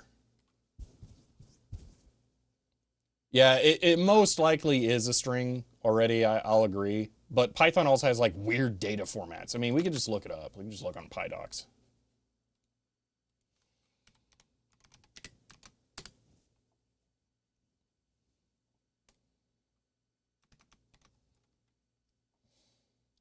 Okay, does return string.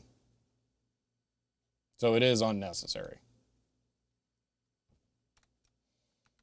Just Python has so many weird data types. I would not have been surprised. I'll remove it on this just for giggles to find out. Because, yeah, it's probably not necessary.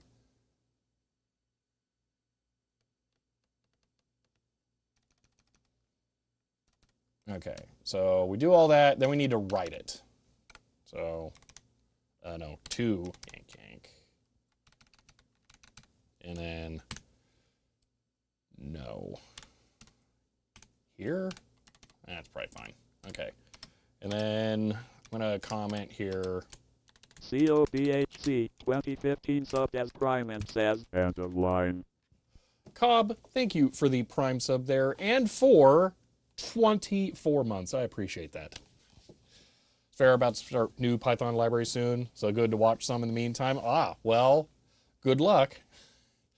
I am, that's the best way to describe it, begrudgingly programming things in Python just because it happens to be the best scripting language. I dislike the white space rules so strongly, though. If C had as many easy to use libraries as Python does, I would use that. If you're pinging a KDE 3.5, I don't know which version that is offhand, but I like KDE, so I'm going to say positive. Next to Python? Ah, well, yeah. Definitely good luck. But JavaScript I like more in some regards since it's closer syntax to C. JavaScript has its own quirks, though. Okay, so this is going to be API donate. API underscore donate. Wait a minute. We have the list and we have the file. Which is which? Do you begrudgingly use Python the same way you begrudgingly do networking? I like Python way more than I like networking. Networking is evil. Python is just annoying. JSON underscore API, blah, blah, blah. Okay.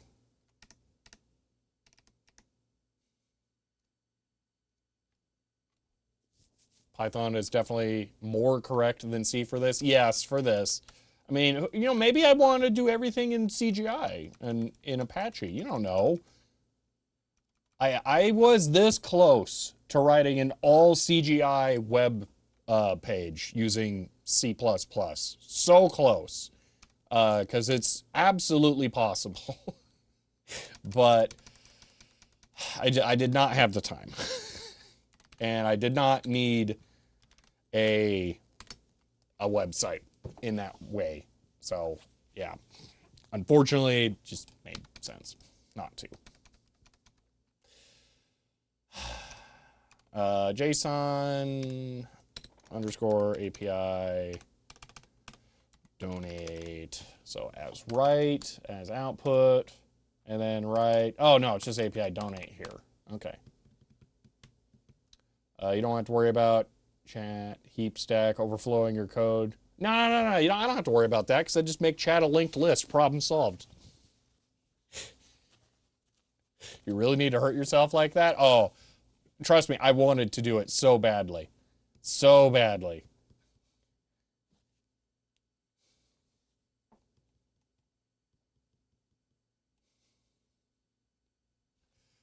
OLN sucked as tier 1 and says Isum is the best WM. End of line. Oh, Len, thank you for the tier 1 sub and for 32 months there. I appreciate that. Thank you. Okay. Because I'm very distracted while doing this, and I have very confusing variable names because there's so many similar things going on here. I think that's it. So I'm going to do... let me think about this. This will not show historical data. It'll only show new stuff. Does the Twitch API test do any donates? Hardest code to understand is your own sometimes. I don't know. I have wanted to contribute to open source stuff many times, but then I get to the code and it's like I gotta find all of the things. I find the one thing I want to reference, or I can't find it because it's buried so deep down. Then you have to understand so many different things to understand. It's just, I don't know. Comments, man. Just add comments.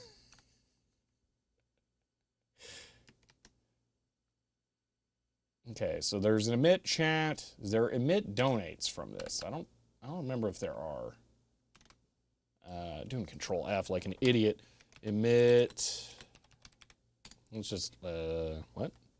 Not found.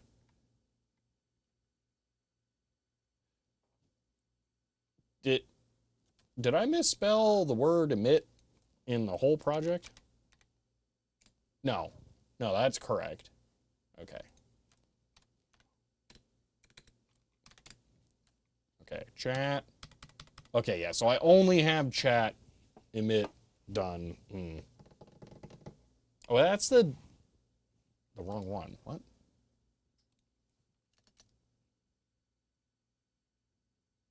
Or, no, it isn't.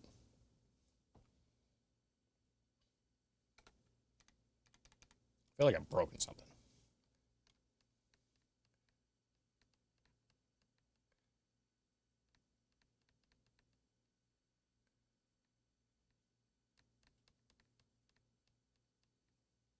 Paul Guy, I'm always surprised when anybody uses any of the code I write, because I do write it mostly for myself, and usually for very obscure things.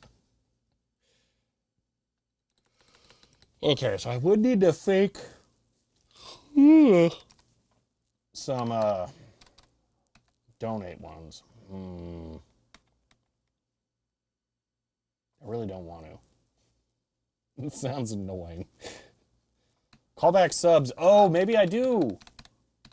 That here. So that should do an emit donate. Okay, so actually that should work. Okay. Let's try it.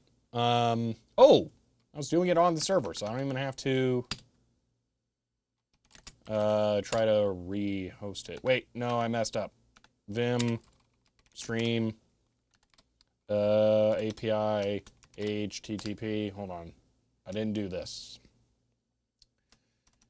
Add rule, and then it's just going to be this. Wait. API slash, let's go with donate.json. Okay, and this will be API dash, not apit, API dash donate, and then self API donate. Okay. Oh my gosh, I really want to put a T after that for some reason. My favorite laws of programming need to be approximately twice as clever to debug code as the person who wrote it. So you write code as clever as you're capable. Won't be able to debug your own code? Yes. Yeah. I feel like it's a good axiom to have.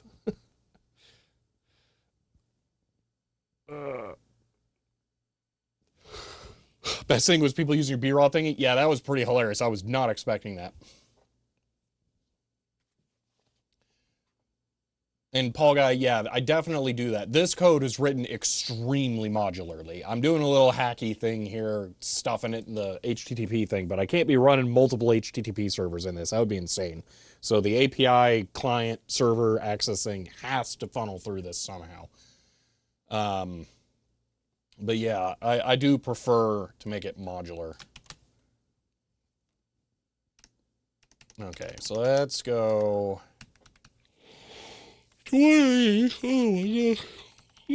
don't want to be tired.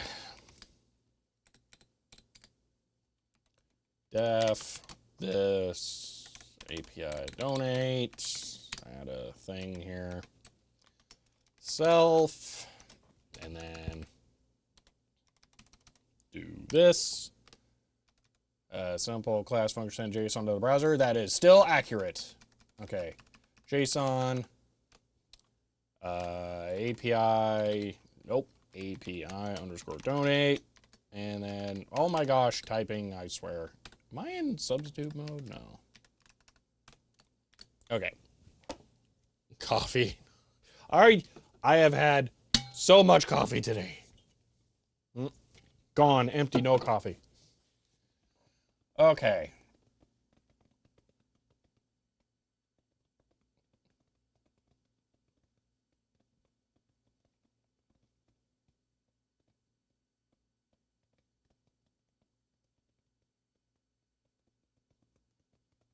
Okay, hold on.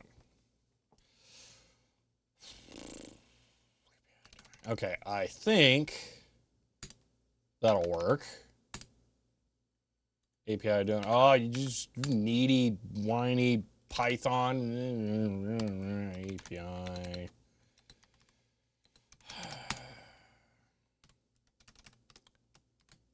You know what the problem is, but you won't fix it. Okay.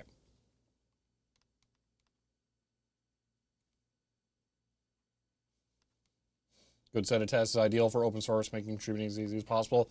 Yeah. So what I'm doing right now, Mini Scruff, is I actually, instead of using the actual Twitch API, I have a class that inherits all of the code from my Twitch API object, but disables or it overloads the constructor that connects to the actual Twitch API. So then it sends fake data through my actual Twitch API code as if there was a Twitch connection, so that I can test things like this. So in theory here, this is faking the Twitch chat here in the same way. But if I go API donate.json now, I should... No, that's not working. Okay. But in theory, I should be able to do that there. Stub or fake, I believe, is called one of those. I don't know the terminology. I just did it so that it worked. Oh, I know what I added the rule, or now I don't know what I messed up. Because Flask is weird. Built one of those for another streamer for WebSockets between Godot and TwitchBot. Yeah, I needed my own code to be real strange for a lot of things. So like one of my modules for this connects to a real hardware deck talk over serial.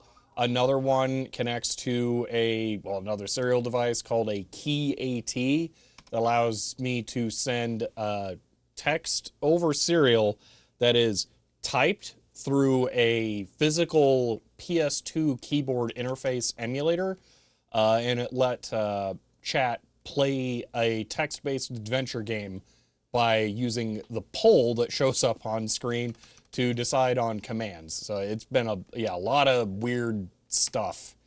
So I've needed to make my own API things for this for sure. Okay, send file, JSON, API donate. Okay, there was an internal server error. Actually, did it print an error when I tried to access it? Oh yeah, duh. Error, dispatch, os.path, no file or directory, stream, API, donate, JSON. That will do it. Okay. Why was there no file? Did it just not generate one? Yeah, it was like the Twitch Plays Pokemon, except it was Twitch Plays Zork. And we didn't get very far because it turns out Zork is mean.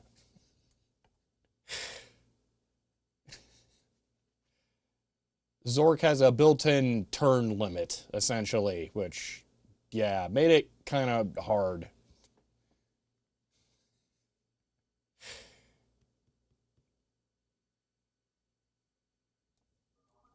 You know, let's just go ahead and make this for chat. Because that I know is spamming out stuff. That'll make this easier to test more quickly. Chat. This is a 5th category, top 5. We did a lot of Zork streams, yeah, that makes sense. Okay, so I'm just basically going to rename everything to chat here, and then it should work. Chat. Chat. If I was feeling spicy, I could just use a substitute through the lines, but I'm not feeling spicy, so we're not going to do that. We're going to do this the way that will actually work.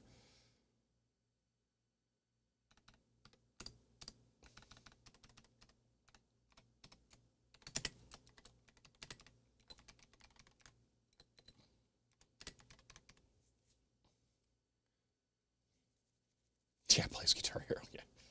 You expose anything to the internet, someone will break it. Well, this is just read-only, so it should be fine. It'd be fun to make Twitch plays XYZ, but it's actually like 16 copies. The same game, each command just sent to one of the games. Maybe join swap games. Interesting. I would start with something that is multiplayer, and just do that. Like, I mean, Mario Kart's not a great example, but 4-player split screen and then have it be one of the 4, something like that.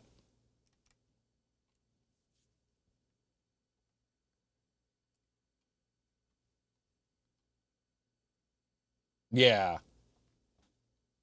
I do think I think Mario Party might work better. It would be harder because Mario Time is much more, or Mario Party is much more real time though. So I don't know. Maybe there's like a Monopoly game for the Nintendo 64 or something that's multiplayer that you could do.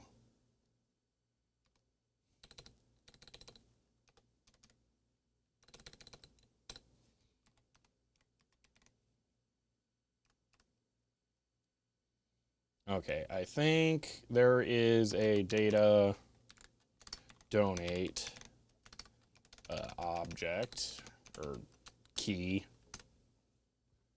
So emulation, you can freely control the passing of time. And you could slow it down, make it run at like 1/10 speed.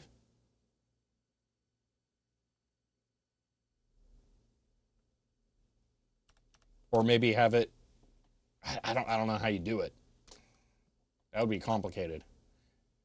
Okay. Data. Why is the format so different?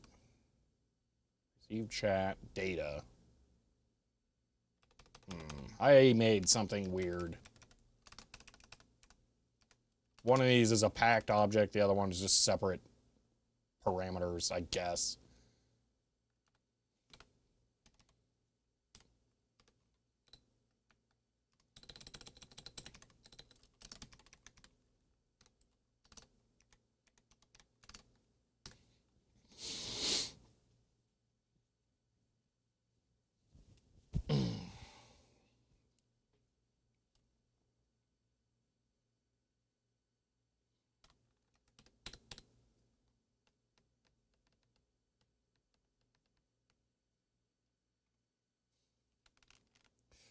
DJ, I'm glad you enjoyed the video. And yeah, that thing rocks. It's still set up sitting back over there.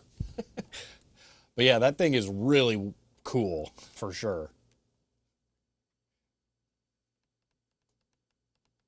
Yakiam, that's a good idea too. Um, one of these days I'm gonna have to figure out an API for my ATEM to interface with it, but I could do something like that with it. So local H, that's basically what I was doing when we were playing Zork. It was going to a real computer through a keyboard port. But there are problems with that because it makes it more difficult to add amenities to make it pleasant. So like there was a point redeemed to save the game, and I would have to pause the commands being sent to the machine, walk over, go manually run the save command to do stuff because I had to filter things out like that because I didn't want Twitch chat like filling the hard drive with save games or something like that. Set clock invokes an NTP refresh. That would be hilarious, but that kind of defeats the whole purpose because it's meant to be for weird stuff. Okay, so that might be correct. We'll find out because I'm just going to run it. And if it complains about like variable doesn't exist or whatever, then I'll figure it out. Okay, chat, and then we'll go make the function for presenting it for yank, paste, undo, paste. What did I just do? Bad keyboarding. Paste.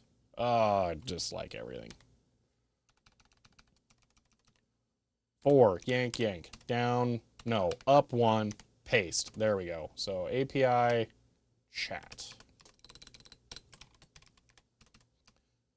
Send file API chat. And we got to go back up to the top.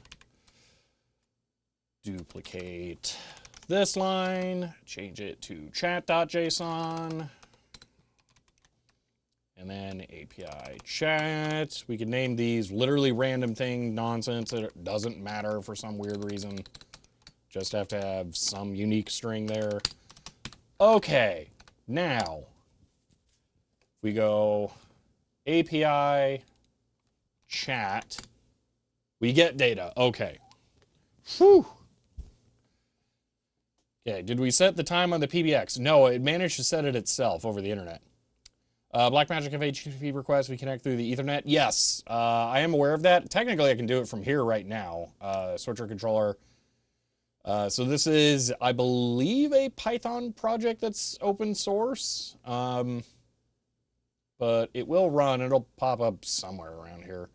And it just sends HTTP commands to it. If the IP was not changed because someone messed with their DHCP server. So here we go. We got 30. Boom. Wait. It should be 29, not 30. Well, whatever.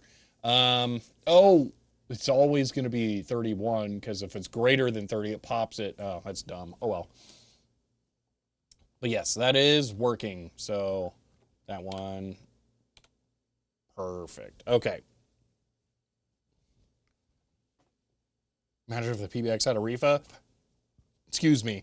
Even if it did, it's in Arizona. It probably would have been okay. So it might have not been a problem. All right, donate. Has there been one of those yet? Okay, there's been 2 there. Oh, and they're going through that. That's not good.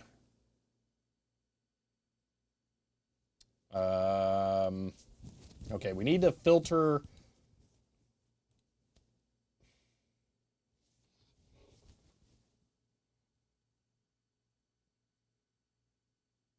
I don't know how I want to handle that.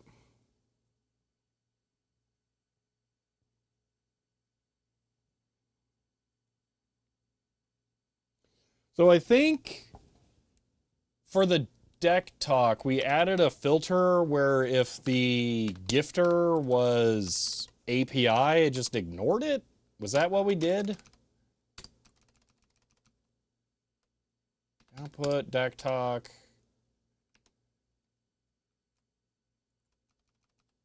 Receive, interact, kind, API test. No. Receive, donate, ends with. Message says no. So where is that being filtered?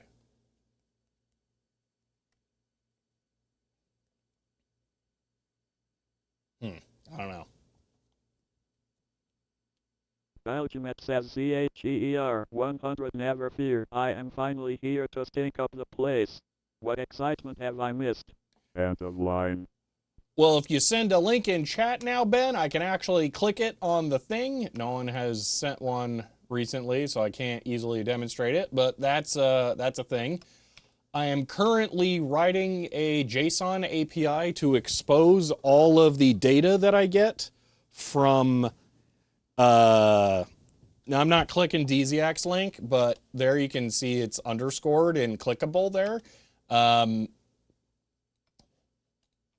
I can what you call it? Well, I'm working on the ability to have a server run and then have it host data that a client could then access from the office just for the deck talk and the phone. And then the chat could be put as the overlay on the server so it's easier to read. So that's the idea.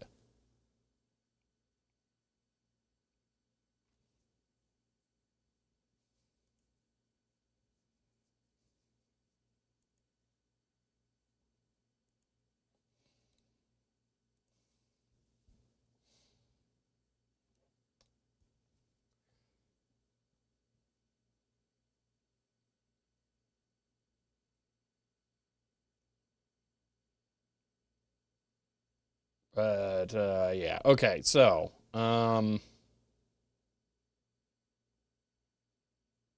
shows my mistrust of DCAC. Anyway, we got chat working for the API exposure and donate kind of. I don't know how I want to handle that.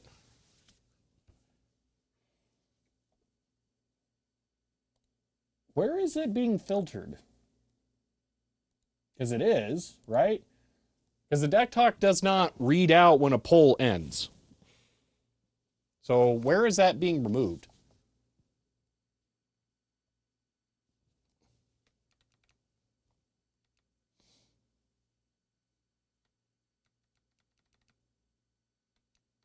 Unless it's internal to the HTTP one. Is it not being emitted? Wait, quit. No, just quit. Oh my gosh, quit FG.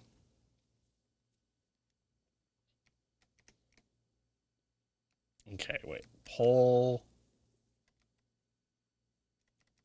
Look at this. Maybe it doesn't even leave this thing. Poll clear. Poll vote. Apologize for not having been around linkifying things. That's fine. I ended up doing it in JavaScript, and it wasn't that bad. So it's fine. Prototype with 2 lines of JS. Yeah, it's literally what it took. 2 lines. And I probably, if I'd, cared or was slightly... Actually, it might have even...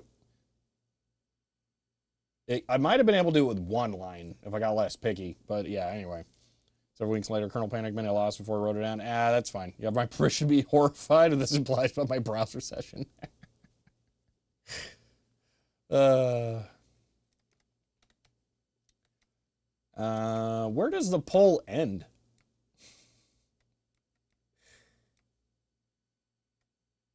Poll config. There's a little copy of your stream integration repo was way behind your upstream, so I couldn't just bash it into a PR. Yeah, that's fine. It's all right.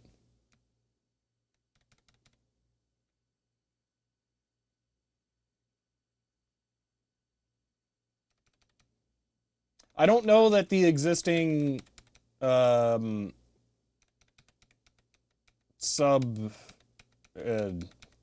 replication attack, let's call it, PR is applicable anymore, because I think that was before I more heavily modularized the code.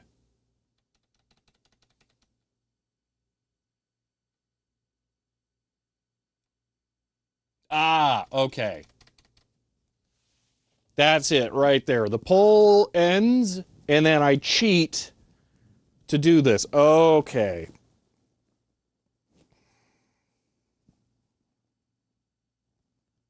We're not going to host that.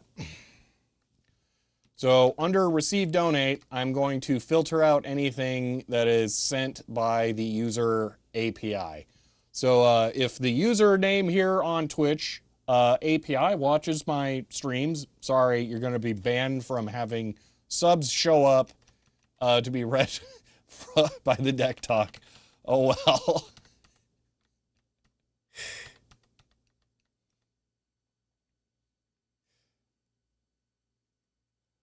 All right, so if from underscore name does not equal API, then all of this. There we go. Don't think I'll rebase it, I'll rewrite it to be less scary. All right. I was going to try and get to that today. I don't know if we will have time. I'm still plodding along on this. So, a spam sub. So what it is, Philip, is if someone gifts multiple subs. So like say you gift 2 subs that needs to be tested sometime. I'm not sure what you mean. What, this? Does not equal API? I don't know. I feel like it should be pretty solid. Anyway, if someone gifts multiple subs, then it reads out each individual sub gift as if it was 1. Screen fills up and the deck talk goes nuts. Oh, the screen, I don't know if the screen fills up. I don't think it should. Wait, do multiple of the green things pop up for that too? I mean, I think they pop up sequentially. It doesn't like stack or anything. But the actual Twitch chat does show a bunch of things. That's on them. I can't do anything about that. But essentially, we want the deck talk to read out username gifted quantity subs. So you're on your phones. That's a wild card. Okay, I'm not sure. I would have to double check. So Twitch doesn't manage the sub bombs by default. Yeah, that's the problem. The Twitch API exposes multiple gifted subs as sequential singular gifted subs, essentially. That they stopped showing up completely like 18 months ago or something? No. No. The poll over X thing wins that shows up. Actually, I guess for you guys, it would be underneath the chat box, that's what I'm talking about. Sub messages should show up in there. They do, right? I can't easily see that at the moment, but they do show up, right?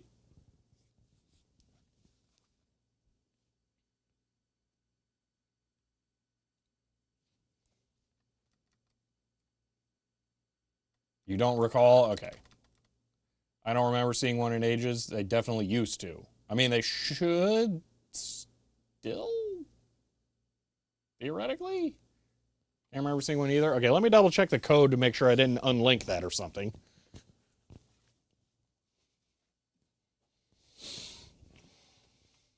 Haven't worked in ages.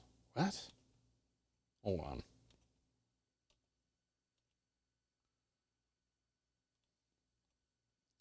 So Twitch, donate.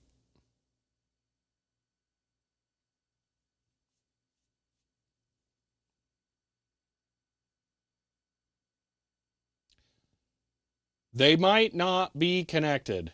There's a sub right at the start of yesterday's VOB and no pop-up. Okay, they might not be connected. Okay. Hold on. This is a one-line fix. Oops.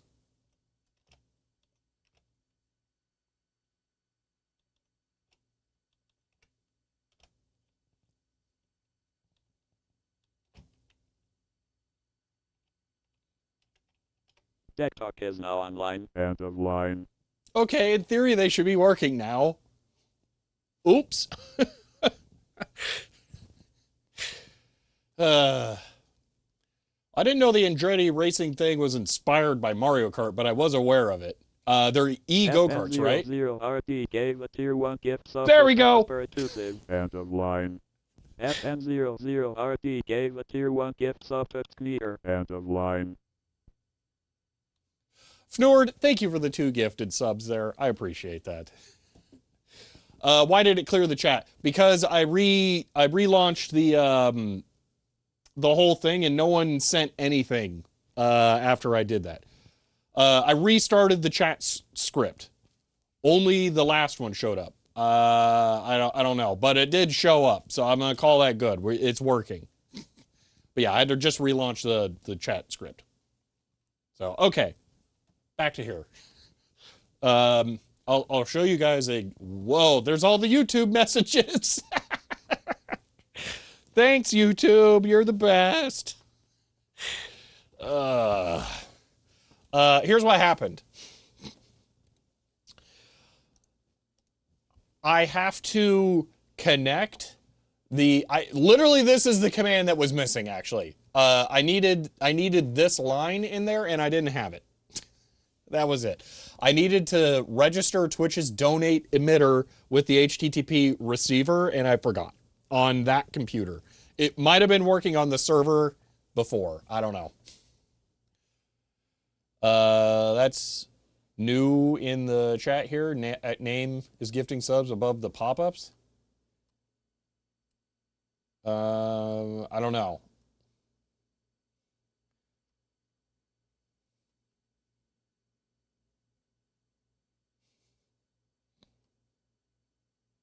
Okay. Time to kill. I'm so pitting him off in Rainbow Road. Gosh.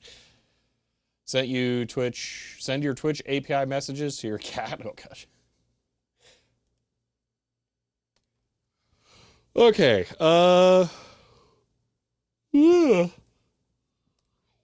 That came through from YouTube immediately. You know, I may have actually introduced my own error in the Twitch thing. If no one sends a message for a very long time on the YouTube API, one thing I do, okay, is if chat has been very slow, I make sure that the stream is still live. So I double check that. So there is a 30-second delay possible if no messages had been sent for a while. So, and especially because I just refreshed the chat, it might have had a slower or a quicker polling interval here. But yeah, after chat's been going for a while and no one chats, it's entirely possible that it'll get stuck in the 30-second loop.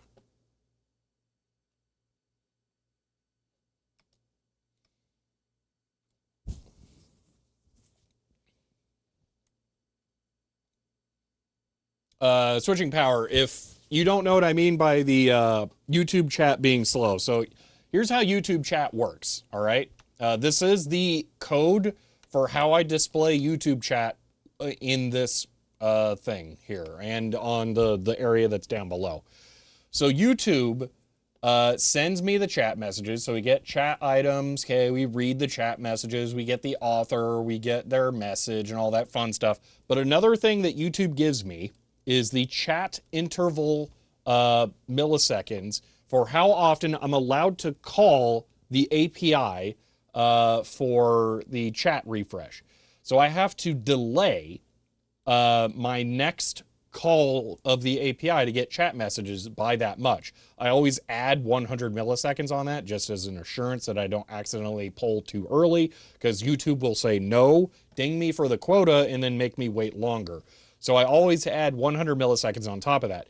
But another thing I've added is a slow build-up thing where if no one sends messages for a while, it will slow down the poll rate. Because every single time I try and poll for new chat messages, it drains my YouTube API quota. I only have a limited amount of quota per 24-hour segment. So I slow it down as no one chats. If no one chats for a very long time, this is the chat slow refresh. I double check that the stream is still live in case I accidentally left the script running and walked away or something. Yeah. You adding little animal avatars? I'm not going to be adding stream avatars. No, that's not something I want. It can be obnoxious actually, so definitely not. No.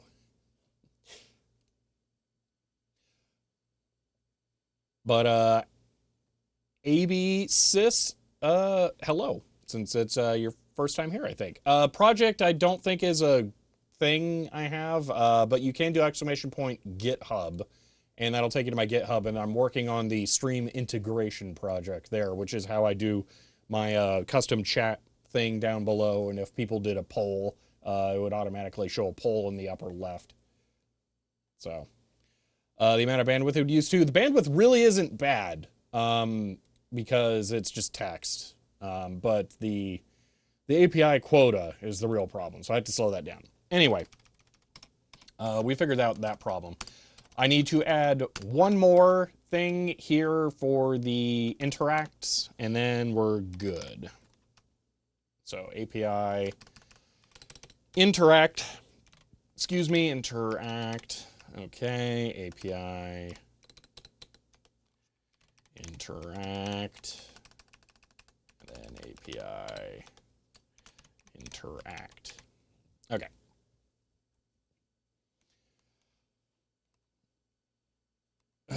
Oh, yeah, the stream avatars would add bandwidth. Yeah. Oh, I didn't know Bajenko uses stream avatars. That's just no comment. It would be a lot of movement on one bandwidth. I mean, yeah, we have enough viewers that it would be really bad, actually. Yeah.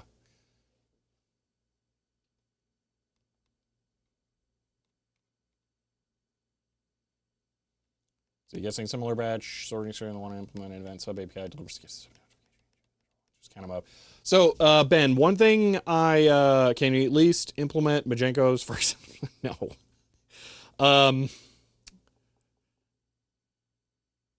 Ben, did your implementation of the chat or the sub notification merging exist only inside the Twitch API class, or did it? Oh no, I'm remembering. Your implementation added something that I had to add for the polling code. Yeah, you need to. Yeah, you need to go back and look at some stuff. I forgot. Because we now in the API base, I think there is a delay thing that didn't exist before and some other stuff. Yeah. But it needs to exist only inside the Twitch code block, essentially.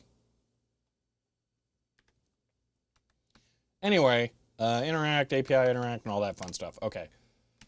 Let's add this. Pretty sure put it on the Twitch one. Okay. Yeah, because I just wanted to make sure that it wouldn't have to be some supervisor thing, that it would exist only in that. Thoughts on using a radiator as ground for an oscilloscope. If it's painted, that would not be a good connection. In general, though, I'm going to say no. Actually, that's a bad idea. I believe you're not supposed to rely on water pipes for grounding. I think that's very against code if you're an electrician. And it's not that you're necessarily an electrician, but if you're doing electrical nonsense, you should probably not use that because it may not be properly grounded.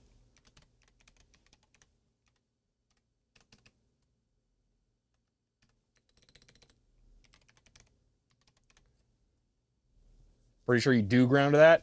I mean, with how the houses were poorly built here in the 90s, I don't trust them to not be connected to like hot. I'm pretty sure the ones in the house I'm currently in are connected to neutral. Don't have any other way though. Do you not have grounded outlets in your house? It's in Sweden. If your house was built before grounded outlets, I could see that. I don't know what Swedish building codes would be then. I really can't say. You can ground a water pipe, but you have to know that it's copper all the way into the ground. My radiators aren't plastic piping. Yeah, I don't know. Build in 89. Okay, yeah, so no grounding. I mean, that's a little late to not have grounding, but I can understand. Yeah, I don't know. I don't know. Um, yeah, that's a hard one. I really don't have an answer for you, unfortunately. Yeah, that's difficult. Built it cheap. Okay. Because the only house in the United States I've been in that did not have grounded outlets was built in like the 60s. Your HUD is the same range as mine. You have CPVC piping. I don't know.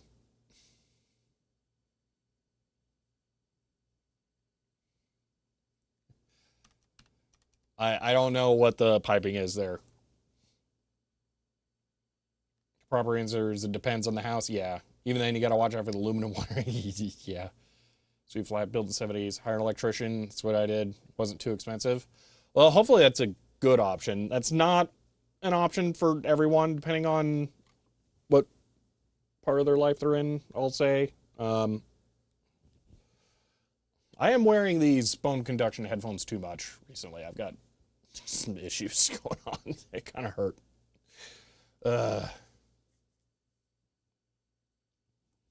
I've never had water leaks here, Desiac. It might be copper for that. But don't worry. The house is garbage either way.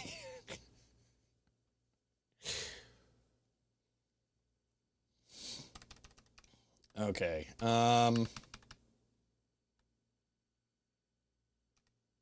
Interact. Self-interact. Okay. I need to just add basically the chat thing there. Outlets are all worn out, so had to fix that. Opt for grounding everything. Yeah, yeah, if you have to replace them all. Are you legally allowed to replace your outlets yourself? I don't know what your home stuff is. 5 foot, 200 copper, aluminum wire, 300 for. You don't get water leaks in Arizona, just steam. I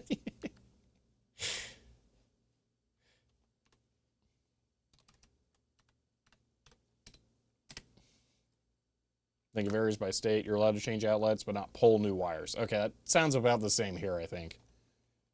Totally pulled our permit when we installed outlet in your ceiling.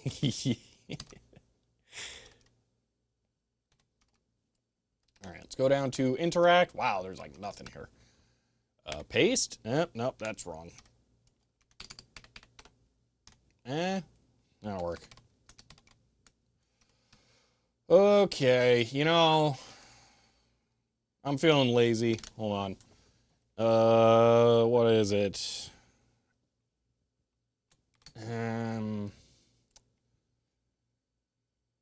3, 8, 3, comma 396 s chat interact go. Yeah, I had a feeling. Oh wait, maybe just no G. Trailing characters. Is it no buffer indicator? Okay, I think that worked. Okay, yeah, there we go. That'll work. Oh wait, but this is wrong now. What's the interact API? Retext. Track name, interact type, message text. Okay, hold on. From or where's the stuff? From kind message. Okay, so from is just from underscore name. We'll just yank, paste, delete that, and then message. Okay, let's see. Got electrical install permit stuck in the window here. Time to rewire.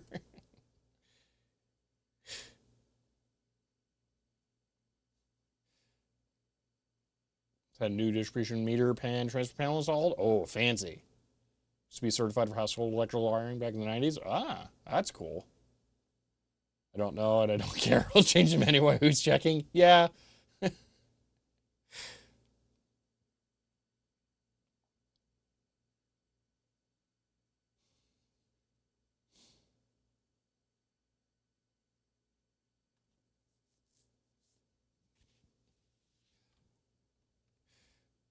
Who's checking your insurance company after a fire?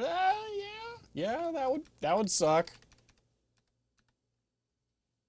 Okay. Kind.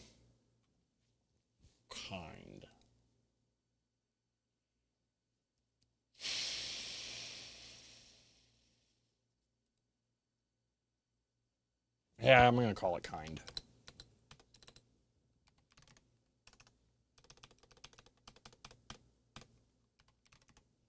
Okay. I don't believe there are any interacts that are emitted in the Twitch API test. So I don't think.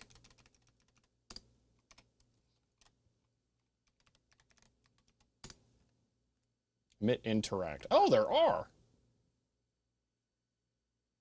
Well, then let's try that.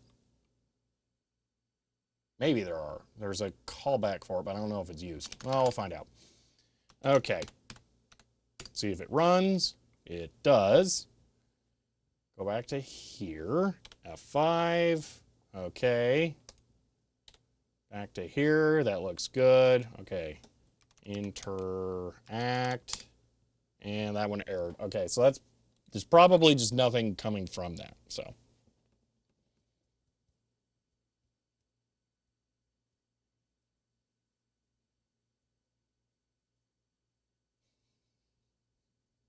Bad.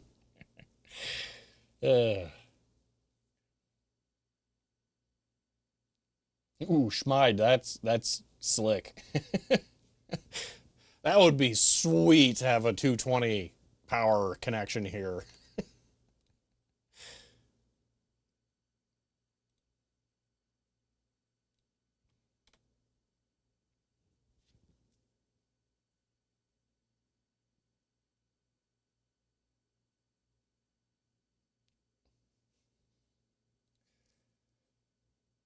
Okay, so that's exposing the APIs. So now we have to write something to collect them and reuse them.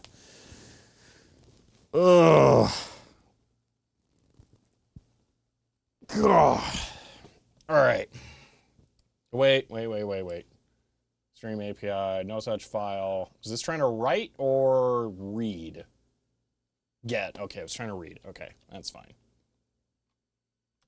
All right, we're going to kill this.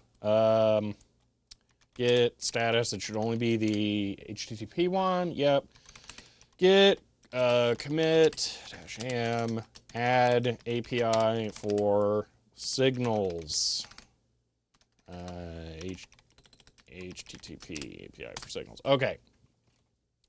So get push. Now we can run how?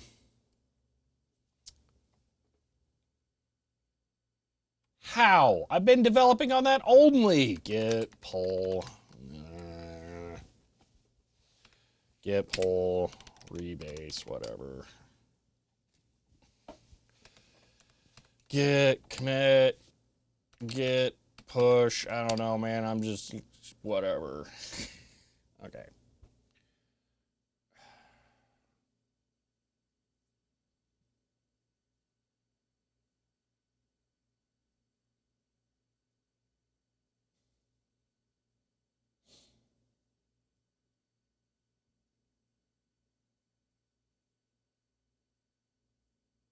Okay. Let's just run this right now because we can then start developing locally and looking at the chat API. So our new source for chat messages is not going to be the Twitch API test, it's going to be this. So I'm just going to minimize that, and then we go to here now. So I'm going to git pull. Okay. And then we're going to have to make a new API object, which is going to be fun. Okay. Let's call this API server. How about that? What is the simplest one to start with? What does API Twitch look like? It's about 200 lines long. It's got some random API stuff in it. I think API YouTube's actually simpler. No, it's way longer.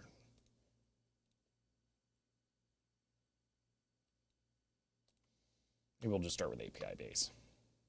Wow, that's complicated. Okay, we'll start with that. Okay, file, save as, API server.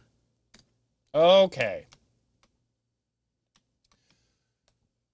Now, we have to decide how we're going to read in the data from this.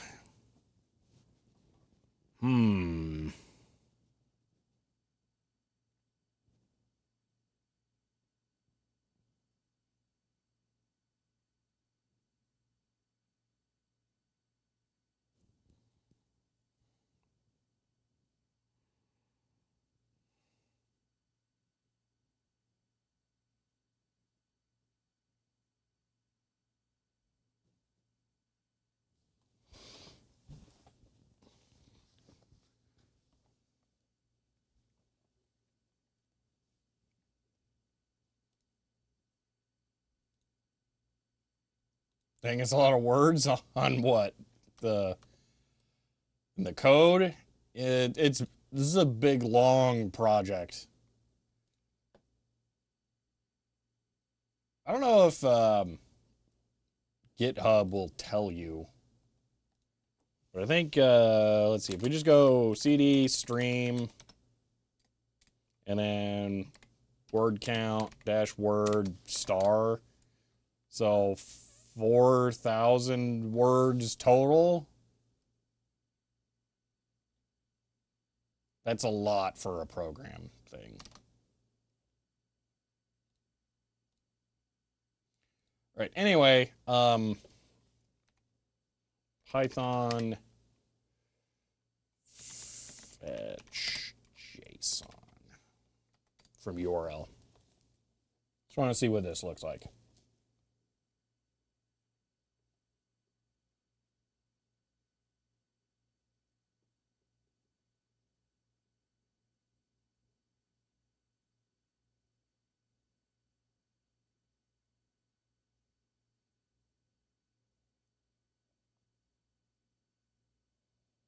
It would take removing the tape, flipping over, and continuing on the bead side, then the code is too long.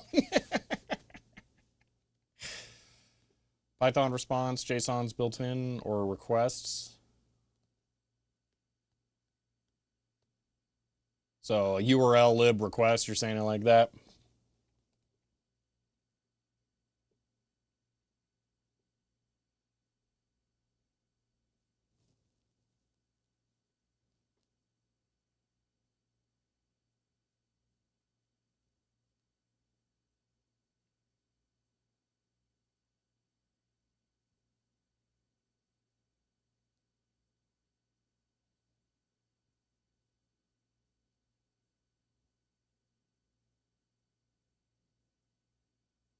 So it looks like JSON URL might be older. All right, we'll just try this. Okay, so we need a. Did I accidentally paste something down there? I think I did. Okay. So we need a constructor with a thing. I feel like I did that for one of them. Let me double check that just to see. I changed my mouse DPI. There we go. That's less annoying. So it was the output for the deck talk. That's what it was. Let's look at that.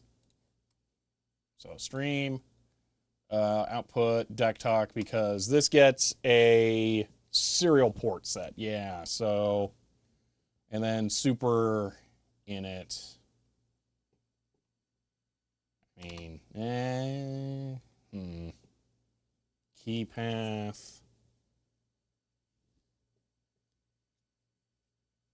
There will be no API nonsense here, so this will be API server implements API key. So there won't be key path or any of that stuff.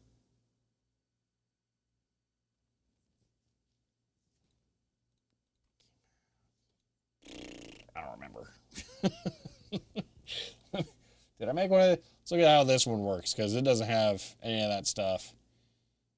Key path. Okay, I didn't even try to change that. Okay. I should fix this so I can change like what port you bind it to.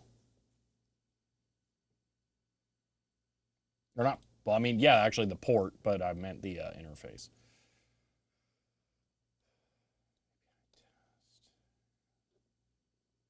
Log equals false. Okay, so I just don't remember exactly how I did this, but it looks like I can probably mess with it. So let's add to this server URL equals none. Do the super one. This will be server API. There is no auth token. I don't remember what the API is. I don't think we need that. I think that's for other stuff.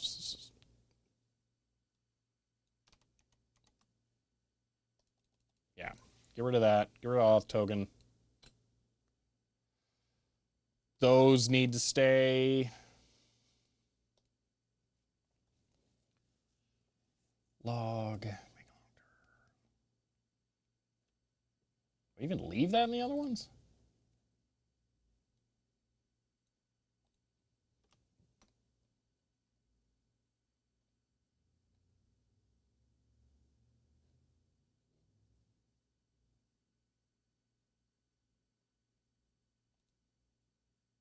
No.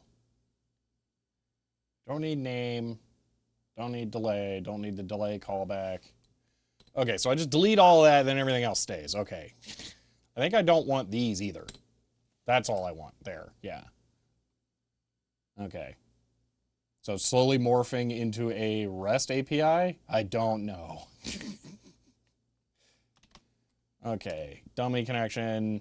No. I mean, I don't think we need to connect because it's just going to pull it when it's needed. So we can get rid of this.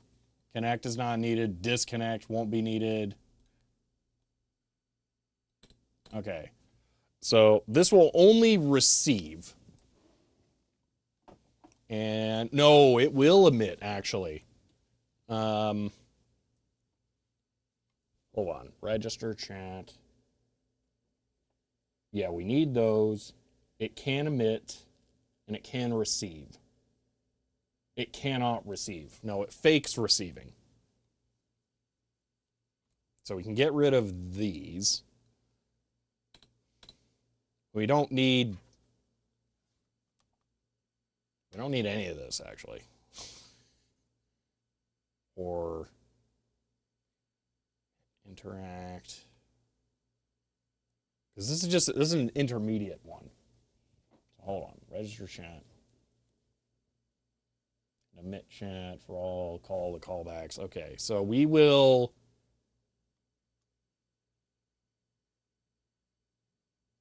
just emit these when new ones come in. Okay, so I'm so glad I started with this so that I could delete literally everything. All right, whatever. Self.api underscore chat equals this, and then it'll be basically all the exact same stuff from here, except we're only going to leave it in RAM. We're not going to actually save any of it.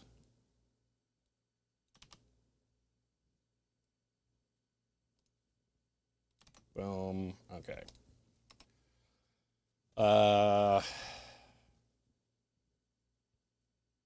Yeah, so what I do need to do, I need to look at the YouTube one really quick because that has the registered delay as an example.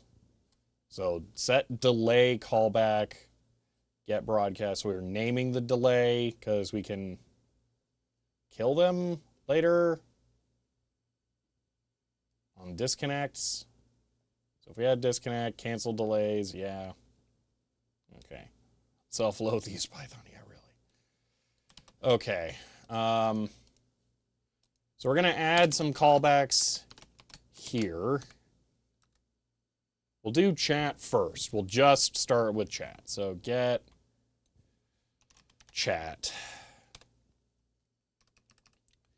How often do I want to do this? Get chat. Don't want to use it without ground.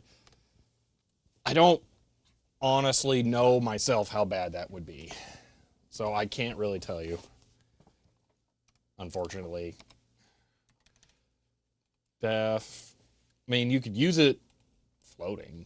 Like, if you have a battery, you can power it off of that. That is a thing. Get underscore chat. Just self, right? Yeah. So that's never going to take a parameter. Okay.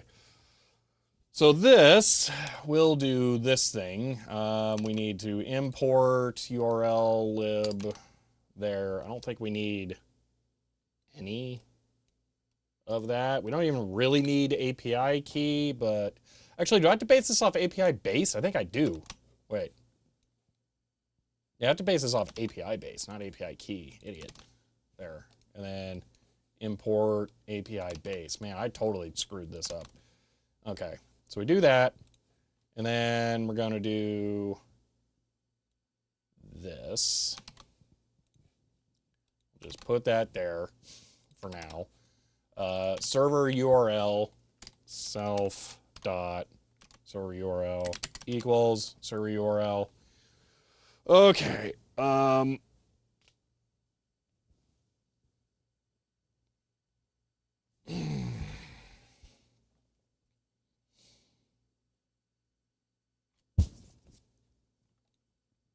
Now we could do server URL plus, why do I even have this?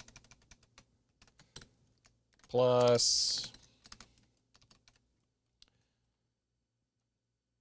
API chat.json. Yeah. Python is fun, by the way.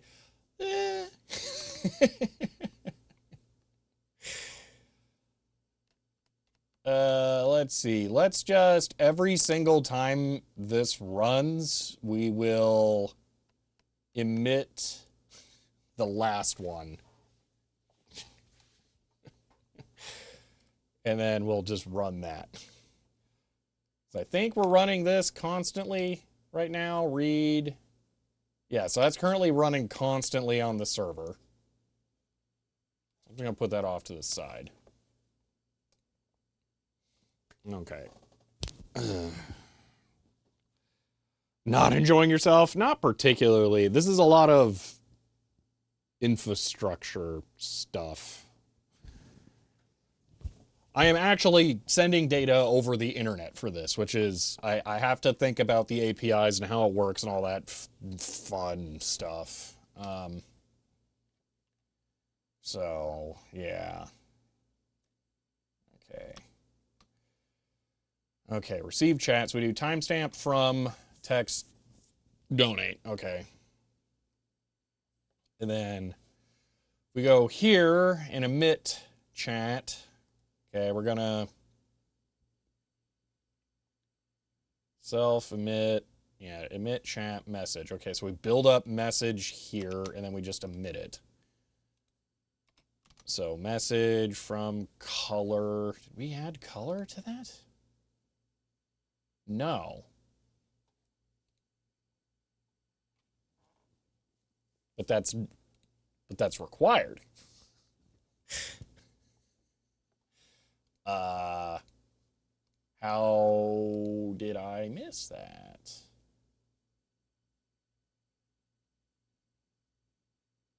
We sent it over the internet. Wow, what will they come up with next? You gotta admit, this is pretty complicated for just like on-screen chat nonsense.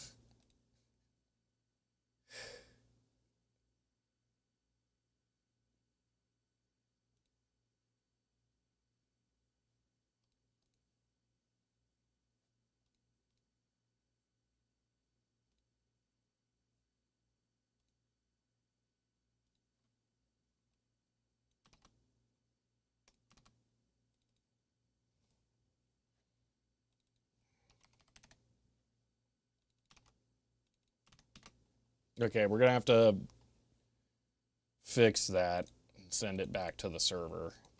Get status, get commit. I don't even know what that was. Get, oh, I must have been off by a whole row. Commit dash am add color to chat API. Git push, and then back to here, cancel, git pull,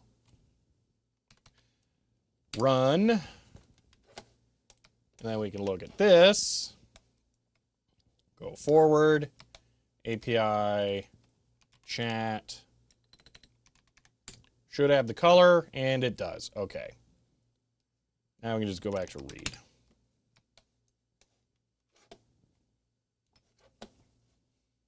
Okay, so now we'll be able to pull color out of it. Okay, so data, we'll do message, data, 0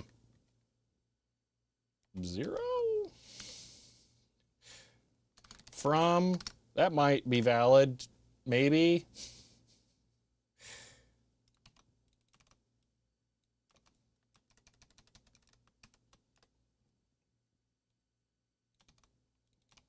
Color, text, donate. Wait, we're not just yelling nouns? Oh, gosh. Okay, back to this, and then emit message.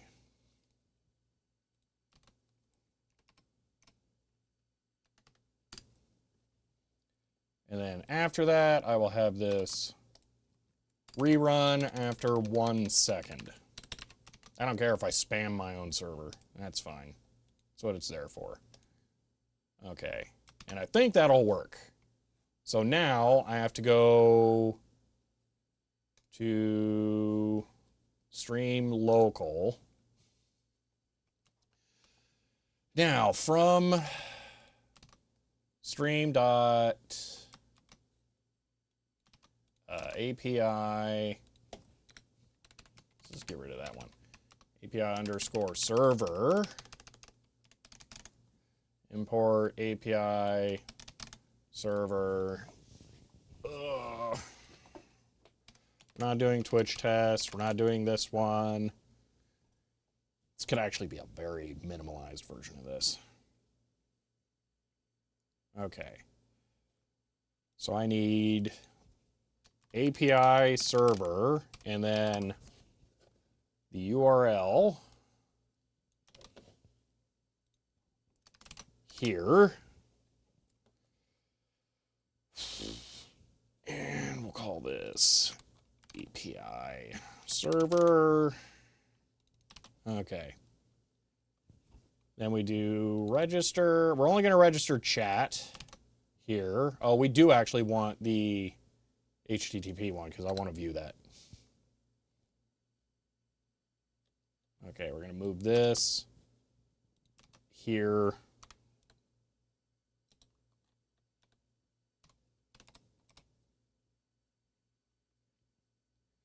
HTTP, bingo, get rid of this, and this. Check, get rid of that. Okay, I think that's good. We can now run stream local. Error. Okay, pip install num2 words. This has never had the poll stuff run on it before. What do you mean error? What?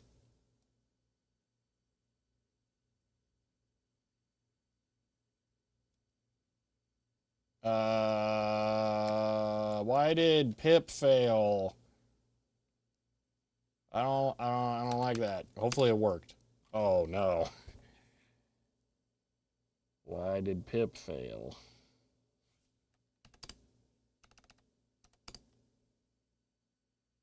Wait, it said something about not being writable, so clearly the answer is sudo.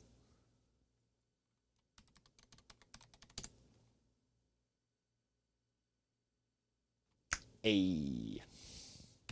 All right, now it'll work. Okay, no such file or directory, that thing. Okay, with file open path JSON of what on earth API server. Oh, wait, hold on. I have to set the thing correctly. Server URL equal that here. Boom. Now I can run it. API Twitch. Hold on.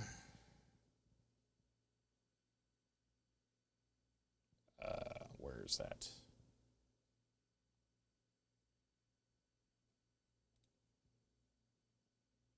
$59. Oh, all right. Okay. Go. API delay was never awaited.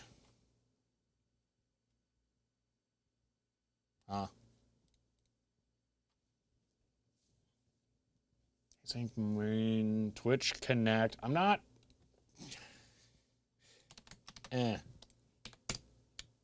There we go. Okay. Now, local chat. Okay. Read. Let's see. Errors. Okay, hold on. What are we getting here? Full dispatch. Ugh, that's complicated. Read. Narrow such file. Stream. HTTP chat.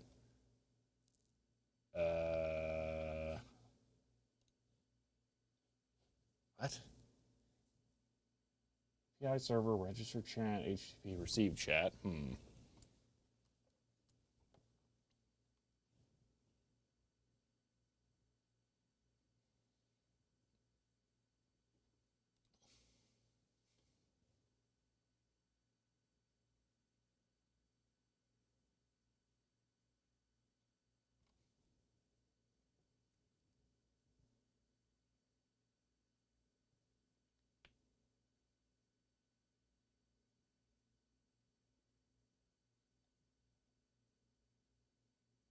Okay, let's send it to the just test print. So out base as out deck talk. We'll do that. We'll create that one somewhere. Did I delete it instead of comment it? Idiot. Hold on, where's the real one? It's really hard to see the text in 720p. I know.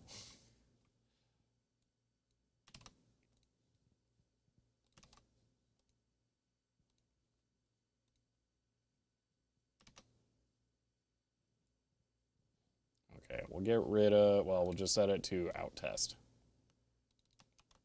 Receive chat. Okay, so the HTTP server, we're just not going to run to make this easier.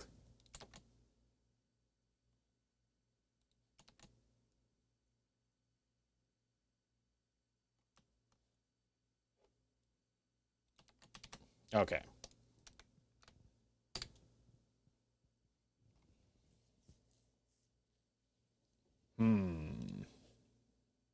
Okay, so it's never running. That was the problem. I can increase the font size, but then it becomes more difficult for me to do the work. It's a balance. Or any cell towers at the property or near? I mean, it's not about bandwidth, it's about the data cap. I could stream at a higher quality just for not as long. If I streamed less, I could stream at a higher resolution.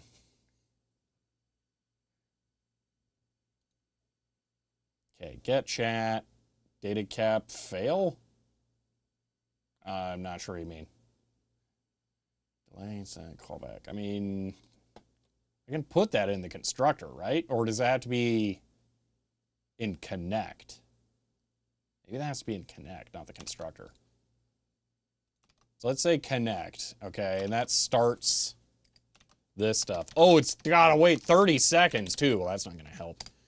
But let's just put that there. Okay, and then we do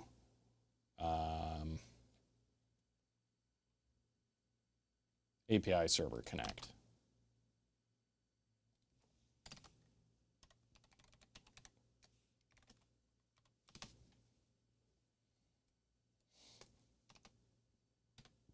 API base is never waited. Okay. Your server URL is not defined. I know why. I'm an idiot. I did not do self. Okay. Self dot. Okay. Boom. Wait, callback. None type can't be used in wait. Okay, hold on. We're getting closer. Task finish. Task was never retrieved. What? Task exception was never retrieved. Type error. None type cannot be. What?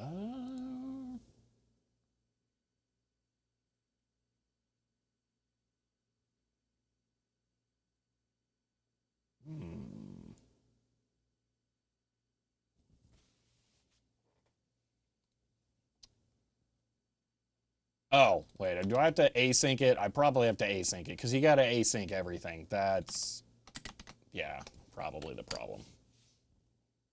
Aha! Boom. Okay. That's getting data over the internet now. So I think it's always using the top one. So, Dolor. Now this one. Yep. Okay, so we'll get pet grew. Boom. Okay. So that's working. We're retrieving data over the internet. Aw, yeah. Okay.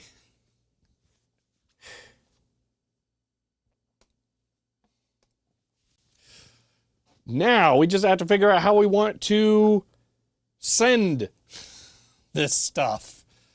Okay. What is that, chat? Random. It's just my test stuff. Okay. Whew. That's good progress. Okay. Um,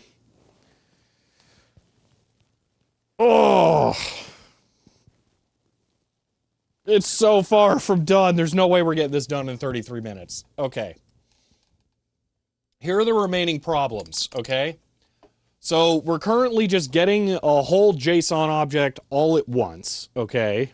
Um, and we need to be able to tell what is new on there. We've kind of done this already in the web stuff. So on chat read.html, that won't work. I need to open it in the editor. What it does is it looks, oh, this doesn't even look at what's new. It just reprints everything. Yeah, because that's the thing. We can't reprint everything. We have to actually check what's new. So we need to keep a list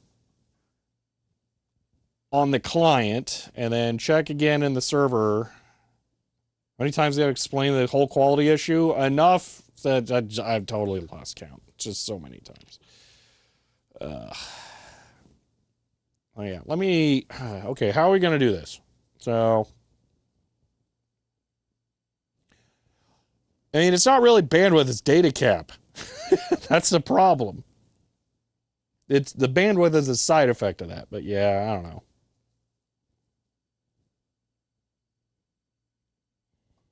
know. Okay.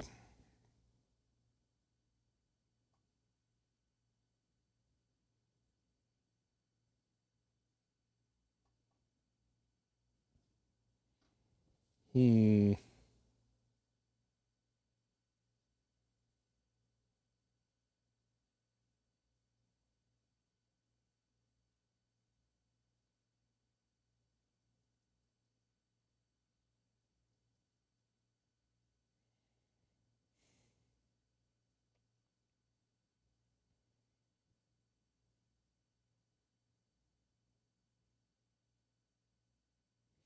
You know, we don't get messages enough that I think we're ever going to get timestamp collisions.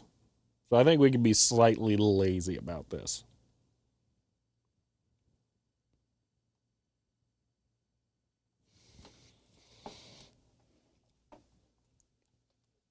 So we have, need to see, I don't think I have a data cap in this account. You'd want to go to a business account. Well, mine's a mobile connection. I'm using LTE. Message UUIDs, I do not want to generate UUIDs. I'm generating timestamps instead, which is going to be close enough. I could just have an int that increments, but no. So we're going to just use timestamps. What I think I'm going to do on Fiber, if there is ever progress, I will mention it. I know that saying that doesn't really help because everyone's not here for the entire stream. But you won't miss it when I finally get news on that, trust me.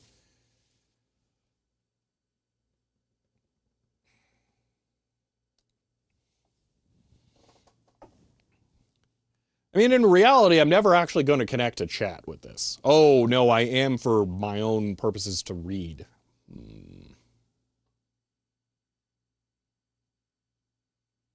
I do think it's possible that I get more than 30 messages per second. So that's fun. Hmm.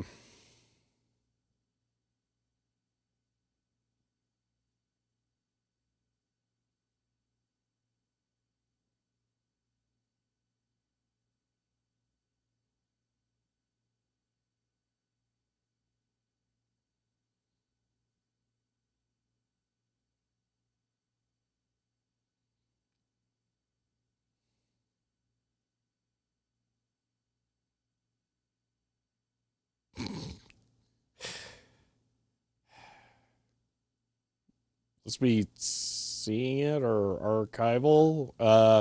Yeah, and if you weren't here at the beginning of the stream, what I'm trying to do is have the actual API access for Twitch and YouTube happen on the server that restreams. And then I want to just send the needed information for the deck talk and the phone back to the office so that the chat can be rendered on the server, which makes it way easier to see. That's the goal. but that means that I'm splitting up the code. And I can't run two separate instances because it will deplete the YouTube API within the stream. So I can't fix that. So it has to be this like split. Half of the code is running on the server, half of it is running as a client in the office. The other benefit to this, though, is it'll mean that I can just connect to the Twitch chat wherever from whatever device, and it'll be super easy. Because I'm just going to have chat.techtangents.net. But it's going to be a pain in the butt to set up because I got to figure out what I'm trying to do right now is, just as an example, not that. Or did I close it? I don't think I did. I apparently did. I have chat.techtangents.net. This is running read here. Shows a bunch of random nonsense messages that are just test. But if I go to API.chat, it's a, no, if I go to API/chat.json, there is a JSON representation of all of the information that I'm using to build the chat thing. So what I want to do is I want to take this and then reuse it on the client. But the problem is validating new entries. So I've been putting timestamps in here, which are like down to ridiculous amounts of times. These are generated on the server anyway. I just need to come up with a method for only acting on the newest data. Why is it called .json? Because JSON is the format of the data that I am working with.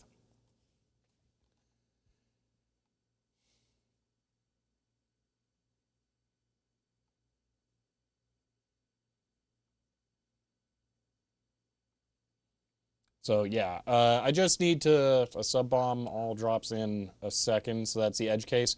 So I'm not concerned about that currently because of other problems. These are not server-side timestamps. These are generated on, well, I mean, technically they are server-side, but they're generated on my server, which handles them sequentially. So that's not an issue. They will be unique in that case. And that might actually be true for everything. But even then, once we handle the sub bomb problem, it will be not a problem again because it'll just be one thing that gets emitted for all of them. So, yeah. Anyway, here's what we'll do. We'll do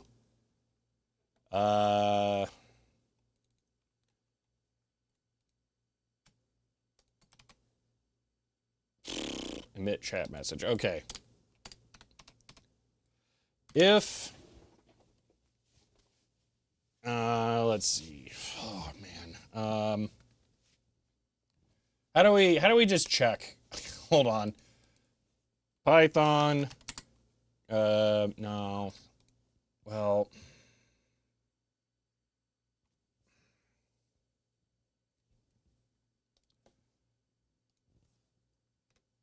Check for value in list. I don't know if there's a fancy Python way for this. If 30 in A. Okay. Easy enough. Or does that... Can you do this in a multi-dimensional one? In dictionary.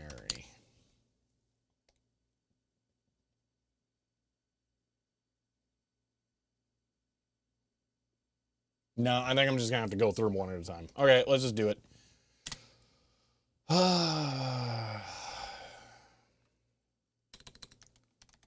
For, is it for? I don't remember. Python for loops are weird. Python for loop.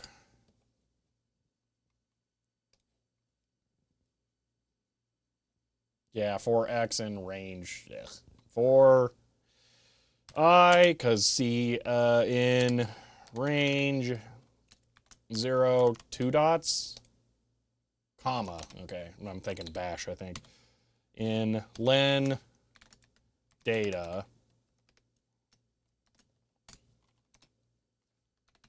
Let's see. New message equal true. If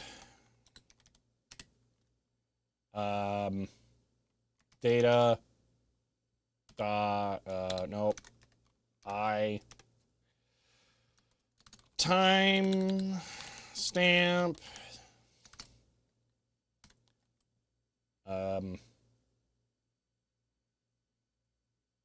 oh no, this sucks. Wait, oh.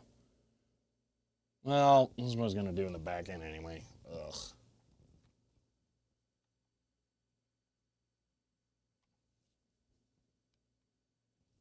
We have to do a 2D thing.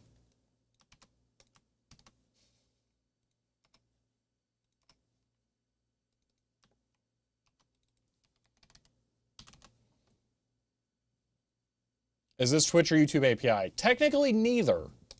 So to catch you up, computer nerd, I have a API object for interfacing with Twitch and an API object for interfacing with YouTube.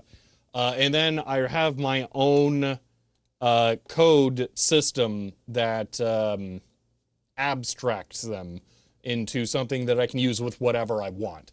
So this is an abstracted representation of both the YouTube and API, or YouTube and Twitch APIs at once. So,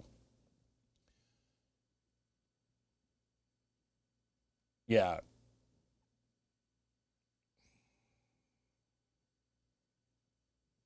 Okay. Yeah, it is merged. Yes. Although what I'm currently working with is neither, and it's just a test that pretends to be the Twitch API. But both will work the same. Okay, if data I timestamp equals self dot API underscore chat time stamp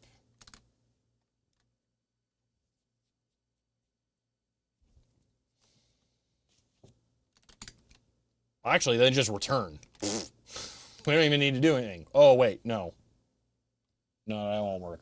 Hold on.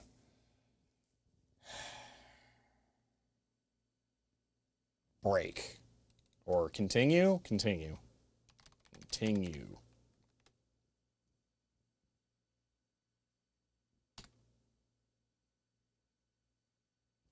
Okay, and then this needs to be like J, and then J. All right, I think that'll continue this one, but whatever. Doesn't really matter because it won't match the next one. Although I'd rather it not.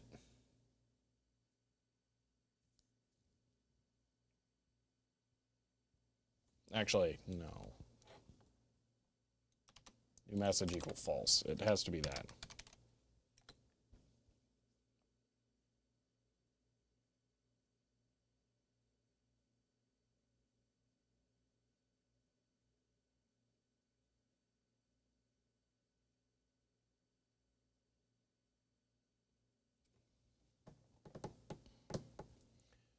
Hold on.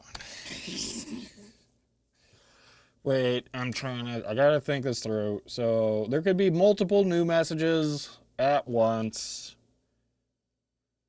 If it gets through this and it's still a new message, why am I putting a semicolon? Then we pop 0 on this, dot pop 0, and then we append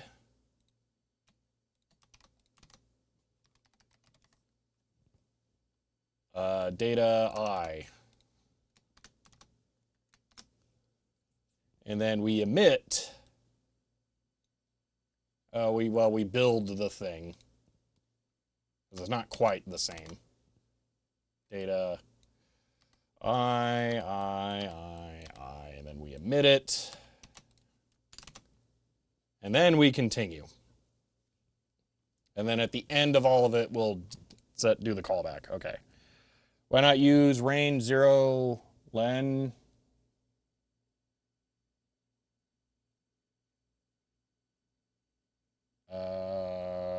I'm not sure I understand. Len data.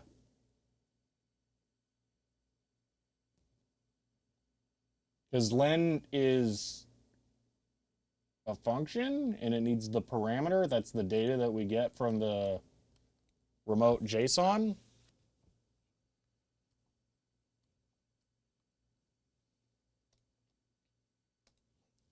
Okay, let me play through the logic in my head. Okay, we assume the message is true. Okay, for each new message or each message that we're checking in our JSON data.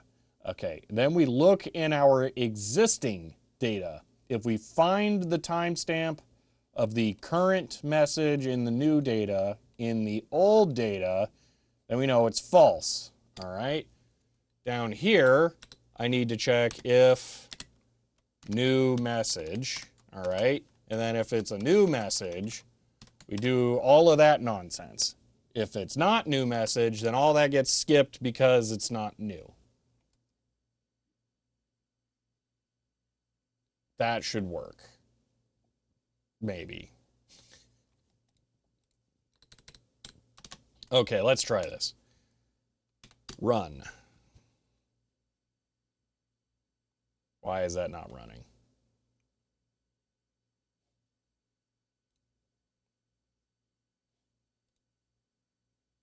It's still running on the server. Exit. API chat pop. Cannot pop from an empty list. That is true.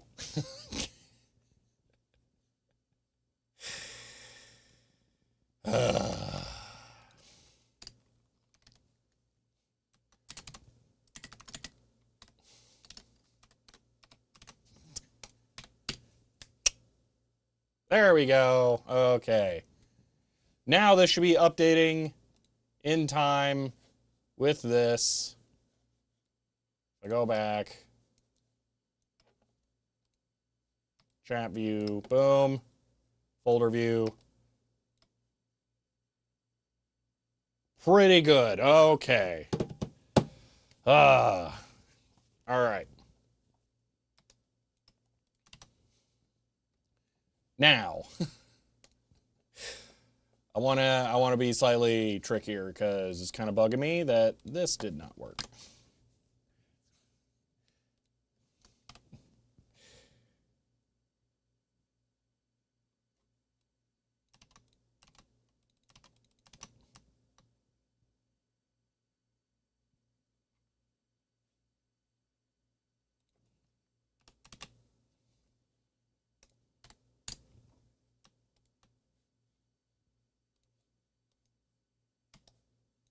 Ah, that's working now.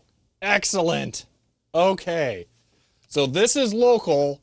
That's remote. Boom, with color and everything, fully functional. Oh my gosh, that's awesome. Okay. Whew. So in theory, I just have to plug all that in for the other ones, and then we can remotely access the API. Okay.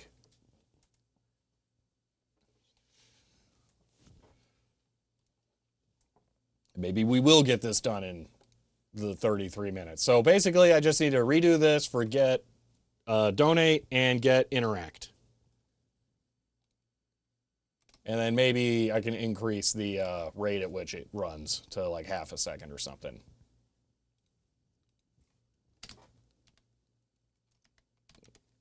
Self dot update rate equals 500. Okay.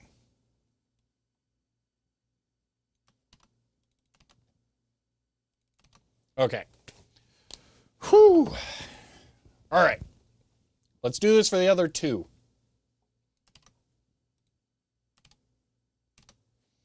So it's going to be get donate.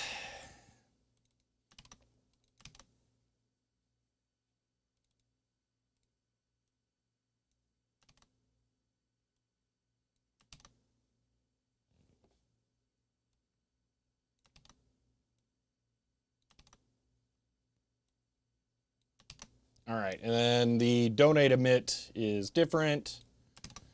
Get donate, not get donate. Oh no, did I just mess all that up? Oh no, I did mess all that up.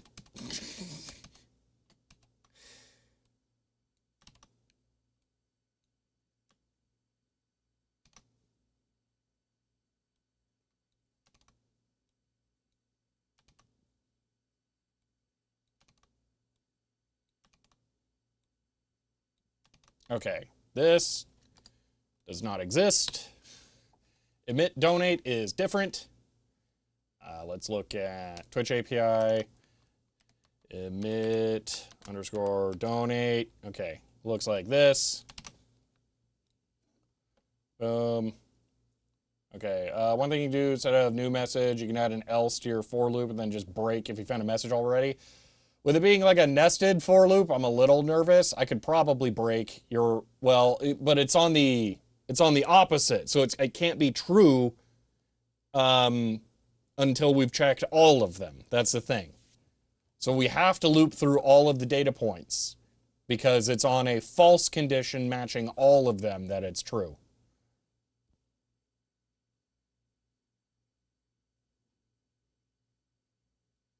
I mean, I guess I see what you mean. If it was found, then we know it's false. I don't know. Maybe we could. I'll consider that. I'll think of that as a later optimization. Okay, self emit, donate. So it'll be username. Let's look at the actual API. Emit, donate from amount text. So it'll be data from amount. No, it can't be that. It's got to be kind. Kind text. What is that? No, it's amount. From amount text. I'm confused. From name, amount. Oh, it's interact that has kind. Oh, okay. From amount text. Okay.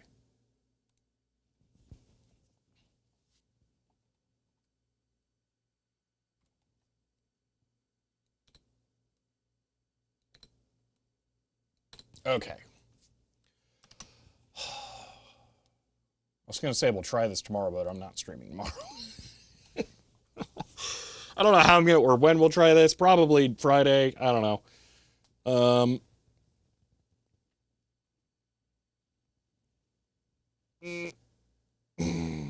For loops have an optional else that runs if no breaks happened. Wait, for else.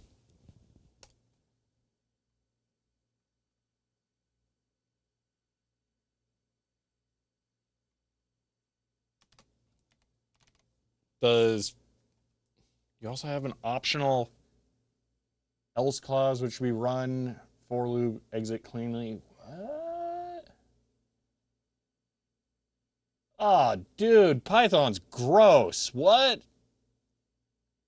That is weird.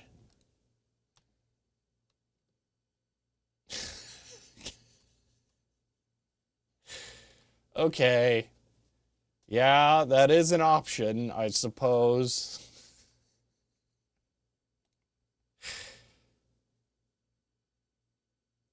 All right, well, that's emit donate. Now let's do emit interact.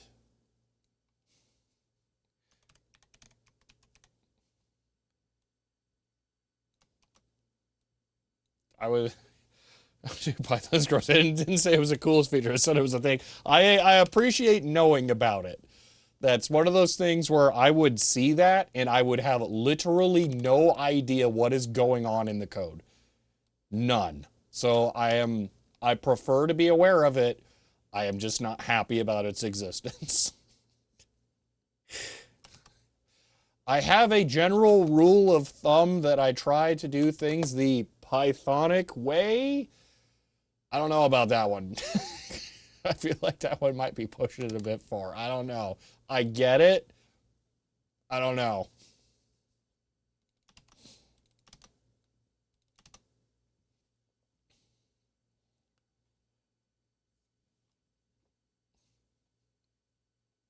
Python is just naturally feel dirty watching it. Get back to your corner. No, no, Monday stream, no. Monday is going to be working on somehow making a video out of the networking stuff, which is going to be a challenge. Okay, where's the API interact? This. So it's from kind text. Okay, and then we emit that. Emit interact as from kind text. Okay. So it's kind of like this, but from, wait, we don't build a message. We just do this. Emit interact from kind text. Okay. I believe in you making the video on the networking stuff. Ugh. It's the reason why Pythonic sounds like Chthonic. If you have 4 else in your code, it proves that you must have used ChatGPT to generate it.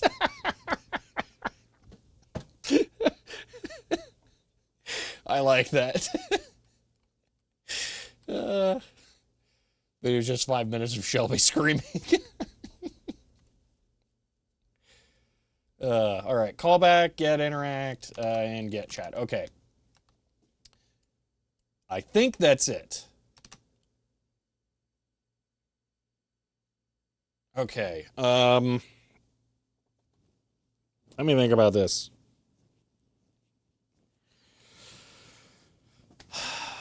Okay, we got 7 minutes. I think we can do a test of this in 7 minutes. Because in theory, that's working. In theory. Let me, you know what, just before I insert foot into mouth, let's just run it with everything there now. Oh, cool, it's going to do that. Close. Yes. F4. Run. Okay, what? String data amount. 73.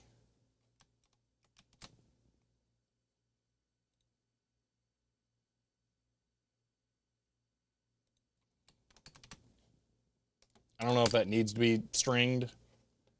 Data from 97.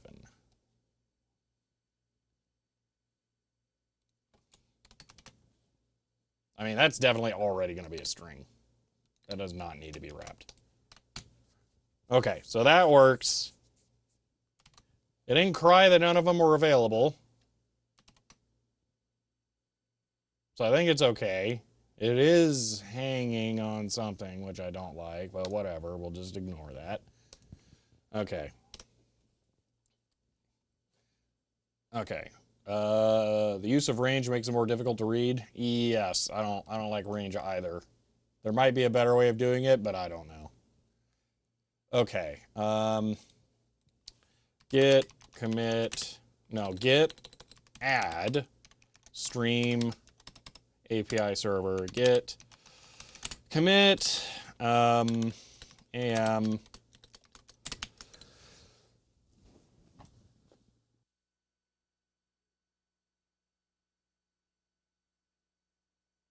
I nearly lost the stream or the sneeze trying to mute first. Okay. Data is a list. You can iterate it as it's an iterator without using range. Probably that would require me going back and rewriting the code that might be working. I don't know. We'll look at it some other time, I think. Add server API client object. Or, you know what? Just that. Okay. Git push. All right. Okay.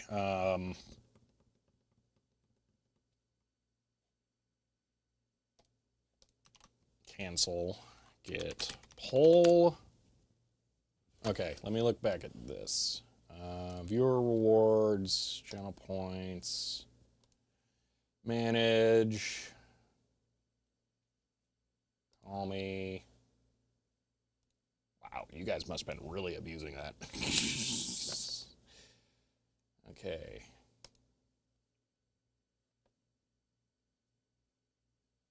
Save.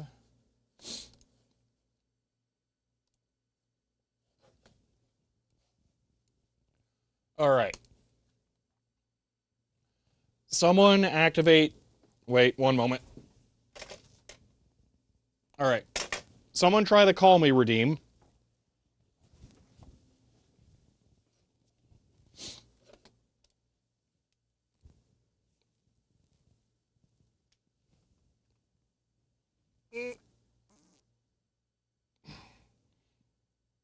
No, okay. Trying the call me redeem. Is it working? It may not be working. Is it not working?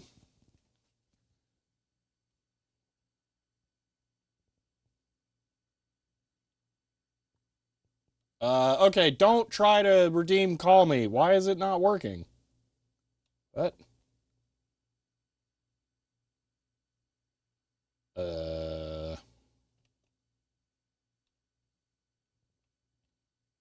Don't call.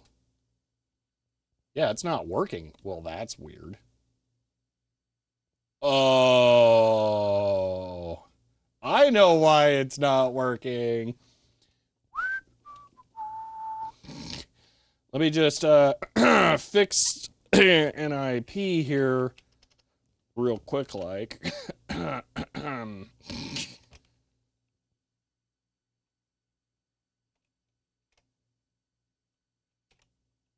Deck Talk is now online. End of line. Okay, could someone try the call me redeem?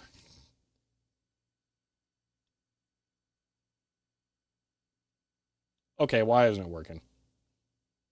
What? All right, well that sucks. Okay, hold on. No more call me redeems. Don't do it. Don't do it. I'm gonna have to refund so many of these. Okay, well, the SIP endpoint for the phone, I apparently don't know the IP for anymore. So that's what's going on there. So yeah, that's broken because somebody changed the IP addresses of everything End of line. everything on DHCP. Edit mark works. Okay, I can hear that. You guys can't hear that. Why do I hear that? But that, you know what, that works. Fine, we'll run with edit mark. It's long. It's 30 seconds long of beep, but that'll work. Do you hear it? Please tell me you don't hear the beep.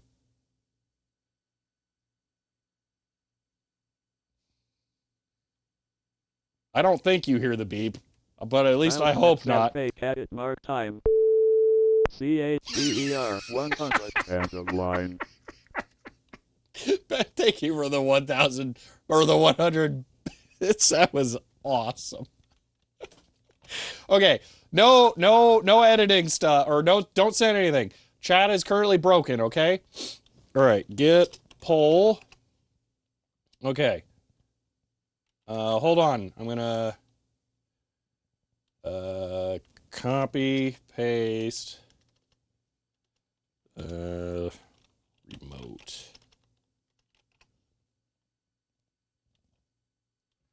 All right, hold on. API, not this, not this. Yes, deck talk. Sound, key AT. I mean, sure, key AT, whatever. We're not actually using that. Okay. So this will be API server. API server. Okay.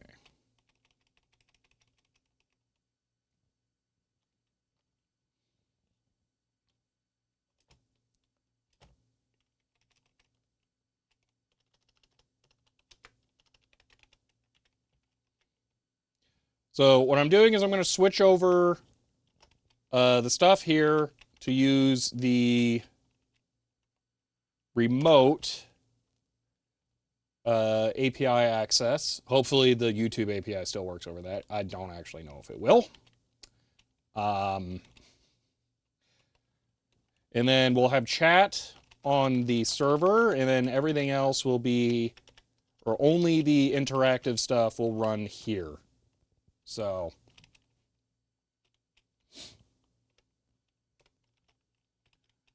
okay.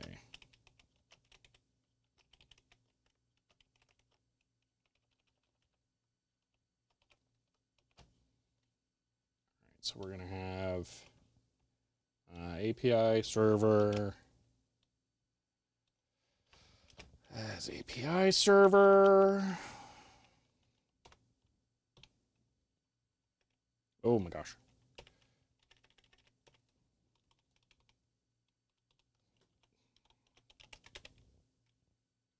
I just realized I can't read chat at the moment because it's all, you know, broken. So give me a second.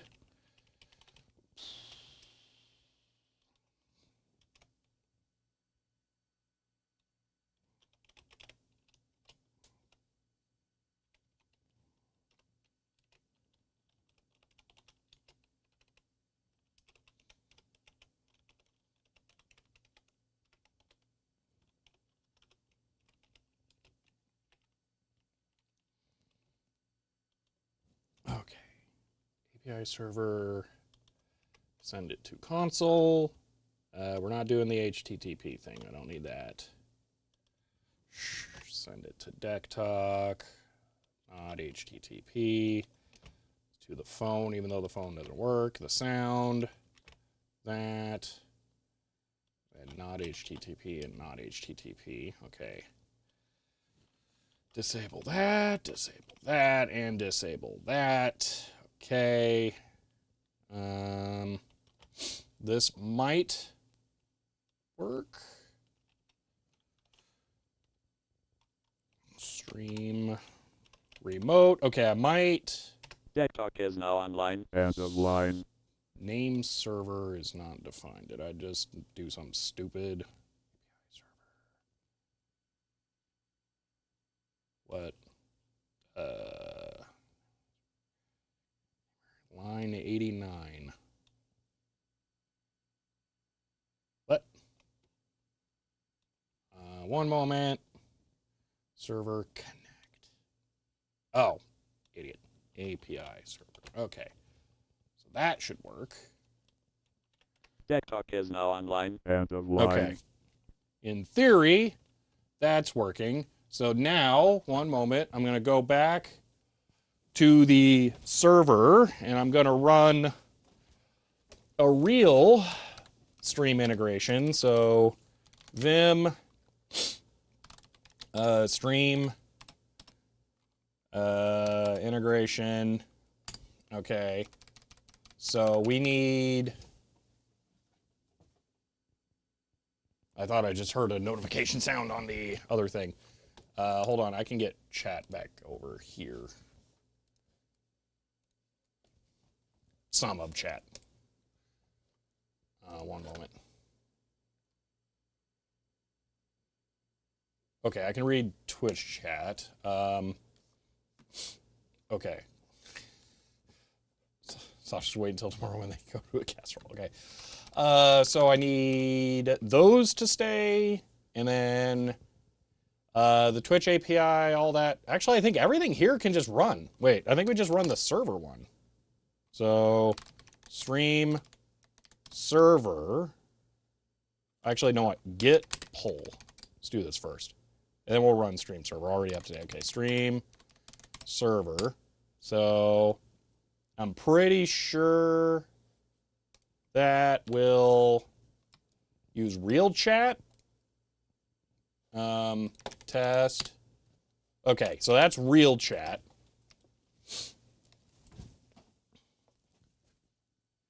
Now, if I go to this computer and I remove the poll overlay, I'm going to grab this, kill that. over to the server. It's web overlay. That looks more correct, actually. Let's try that. So if I do this here, okay, and then I refresh, boom, okay, that's chat there, okay. Someone can attempt the edit mark now.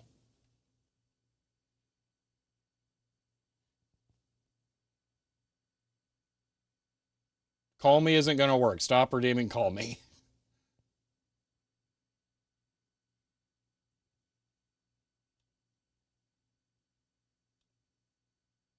Drat, edit mark did not work. Why? Oh my gosh. That's a long thing. TechRW, thank you for the Prime sub and for 12 months there. I appreciate that. I did not know the text box would go that big. All right. Why did that not work? Okay, let me kill this. HTTP error 502 bad gateway. What? Was it because it wasn't running at first? Online. End of line. Oh, okay. Try edit mark now.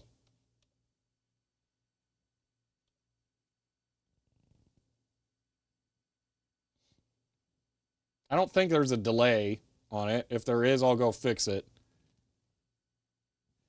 Dude, what? Why is it not working? Control C. Why? Hold on. Stream remote. Okay, out sound, API, register, interact. I'm getting chat messages correctly. Why am I not getting the interacts? You know, let's just go look and make sure that they're actually showing up. It has a cooldown? Okay.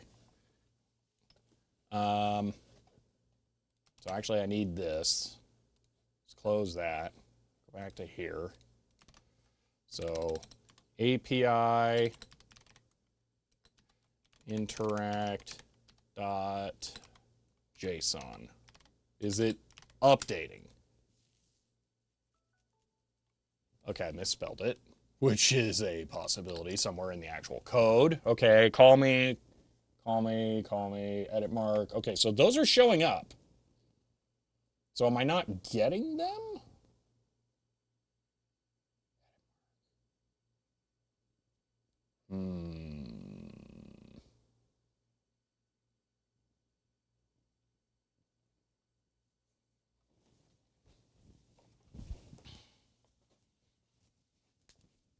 It's so close. You can stop redeeming edit mark.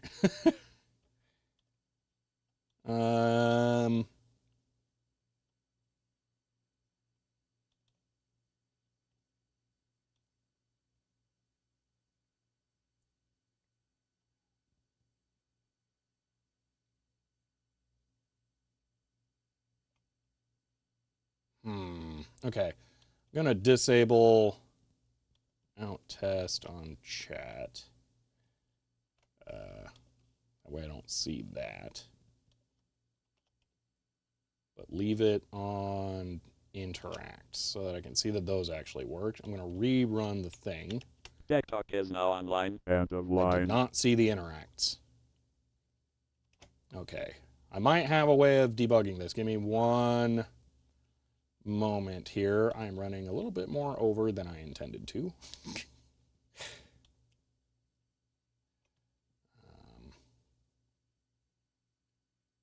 Out. Receive, interact, print, from name, did, kind, said message. Okay, so that should work. From name, kind, message. Emit, interact. Okay, kind.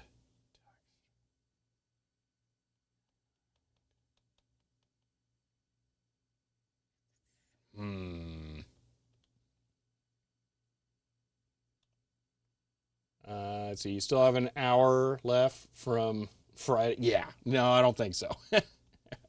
That's not how it works. Okay, so it's API interact.json. And that's what I got over there. API interact.json.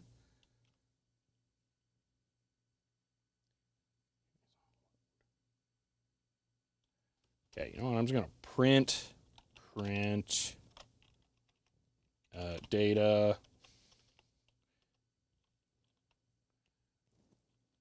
I from.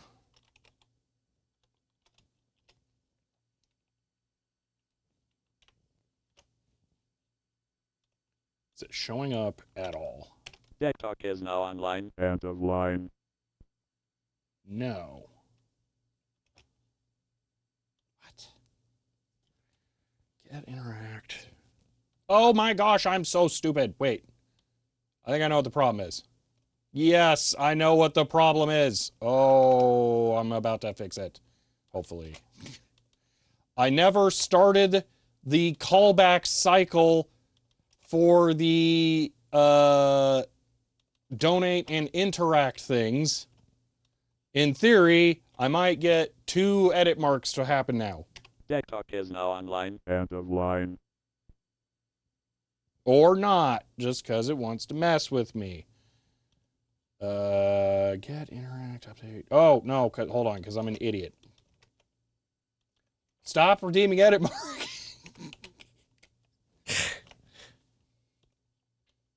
Cancel. Run. TikTok is now online. End of line. Majenko. Okay. It read your name, Majenko, and then it like stopped. Did it only do 1? That wouldn't be right. Okay, so it read that first one from Majenko, the call me. It may have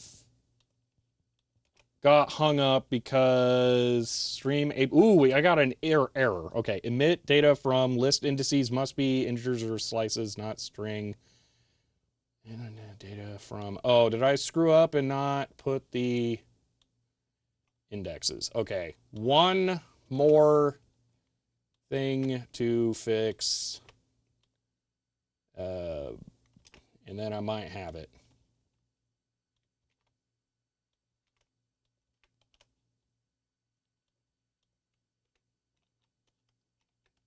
TikTok is now online. End of line. Okay.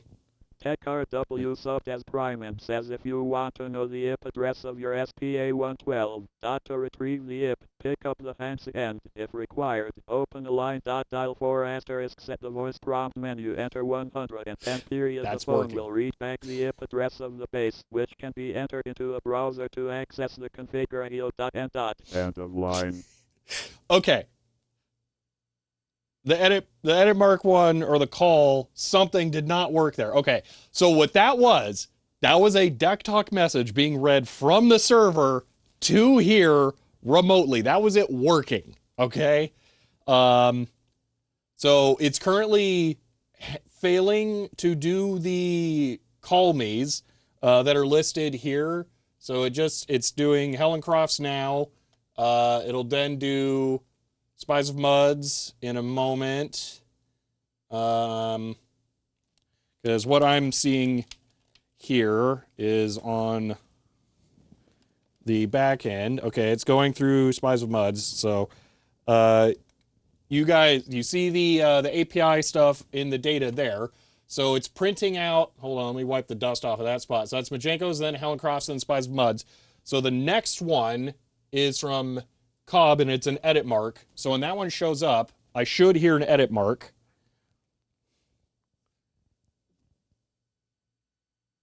I don't know how long it takes to time out for the SIP thing. It played all 3 of them at once.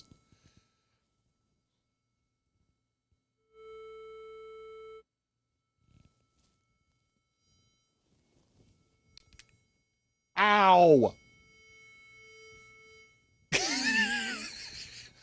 But it works. It works.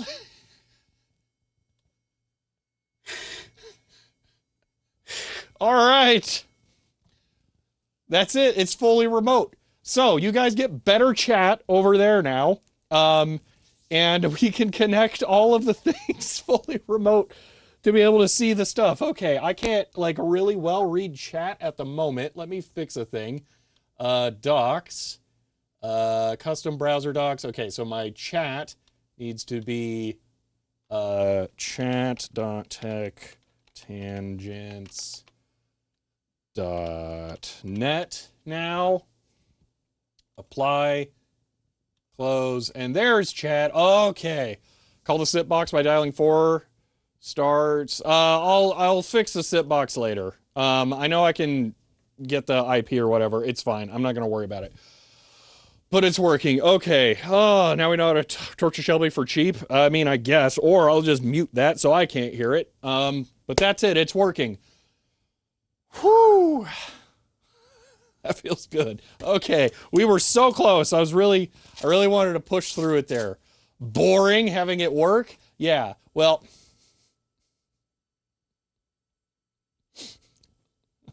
let me go just disable some stuff.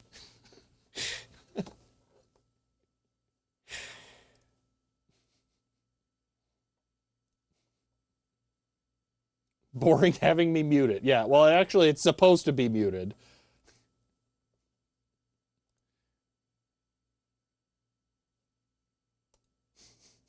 Edit mark is now disabled, and call me is now disabled. It was too tempting. All right. But hey, that's it. So, yeah, let me just re-enable some stuff. Oh, but I disabled them on the real backend. I didn't pause them. They're gone. So, haha, I don't think you can do that. All right. Well, that was that. Let me, you know what? Let me be smart here. Hold on. The interactive things don't work anymore. So if you do bits or sub, it's not going to get read out because I can't make it not reread all of that out now. Jacob's power is just like so extreme. Oh my gosh. Bring back pick a computer for Christmas? No. All right, hold on. Git commit -am fix issues with API server. Git push. All right, there we go. All of that's committed now, and it's done. Okay, well, I'm excited to have the better looking chat now. You're not going to see it on the overlay, I don't think, so that'll be a thing. The improved chat is much appreciated, by the way. I'm glad that I'm a little surprised we got it working after I realized how complicated it was going to be. So, yeah. It's also weird now. I don't see the chat on the OBS preview anymore because it's only on the server side now, which feels strange. But that'll work. I'm going to have to create a new view just for the poll that I can bring up. Maybe I'll have a poll integrated into the chat read page. I don't know. I'll have to figure it out. But yeah, anyway, that's going to be it. Let me run the outro. All right. That was fun. Does this work if I enable this? Hey, kinda. There you go. All right, so that's some chat there. That was a good stream. I'm really happy we got this all working so well. We upped the quality to 6 megabits per second from the server, so that chat is crisp. When I did that, it broke because that 6 is actually 12 because it's streaming twice. I might be able to up it a little bit now that there's actually a reason to though, so I'll have to look at that. So, but yeah, needs a square taped onto the monitor so you know where not to stand. Yeah. Well, so this thing here, that view is like baked into the HDMI signal. It's always there, so I know don't go under that and it'll be fine. So yeah. Anyway. That's going to be it for now. Thank you all for hanging out while we just do boring programming stuff. This was something I've been meaning to do for a while, and it just kind of needed to be done, and it was a good self-contained project that didn't disrupt me from bigger background projects. So yeah, this kind of worked out. But I hope you guys enjoyed that. If you did, you may want to follow to be notified when I go live again next. If you want to help support the channel, you can find me on Patreon or get a shirt like this one. But that's going to be it for now, and I will see you all next time. Now to find the printer again. Oh, there it is.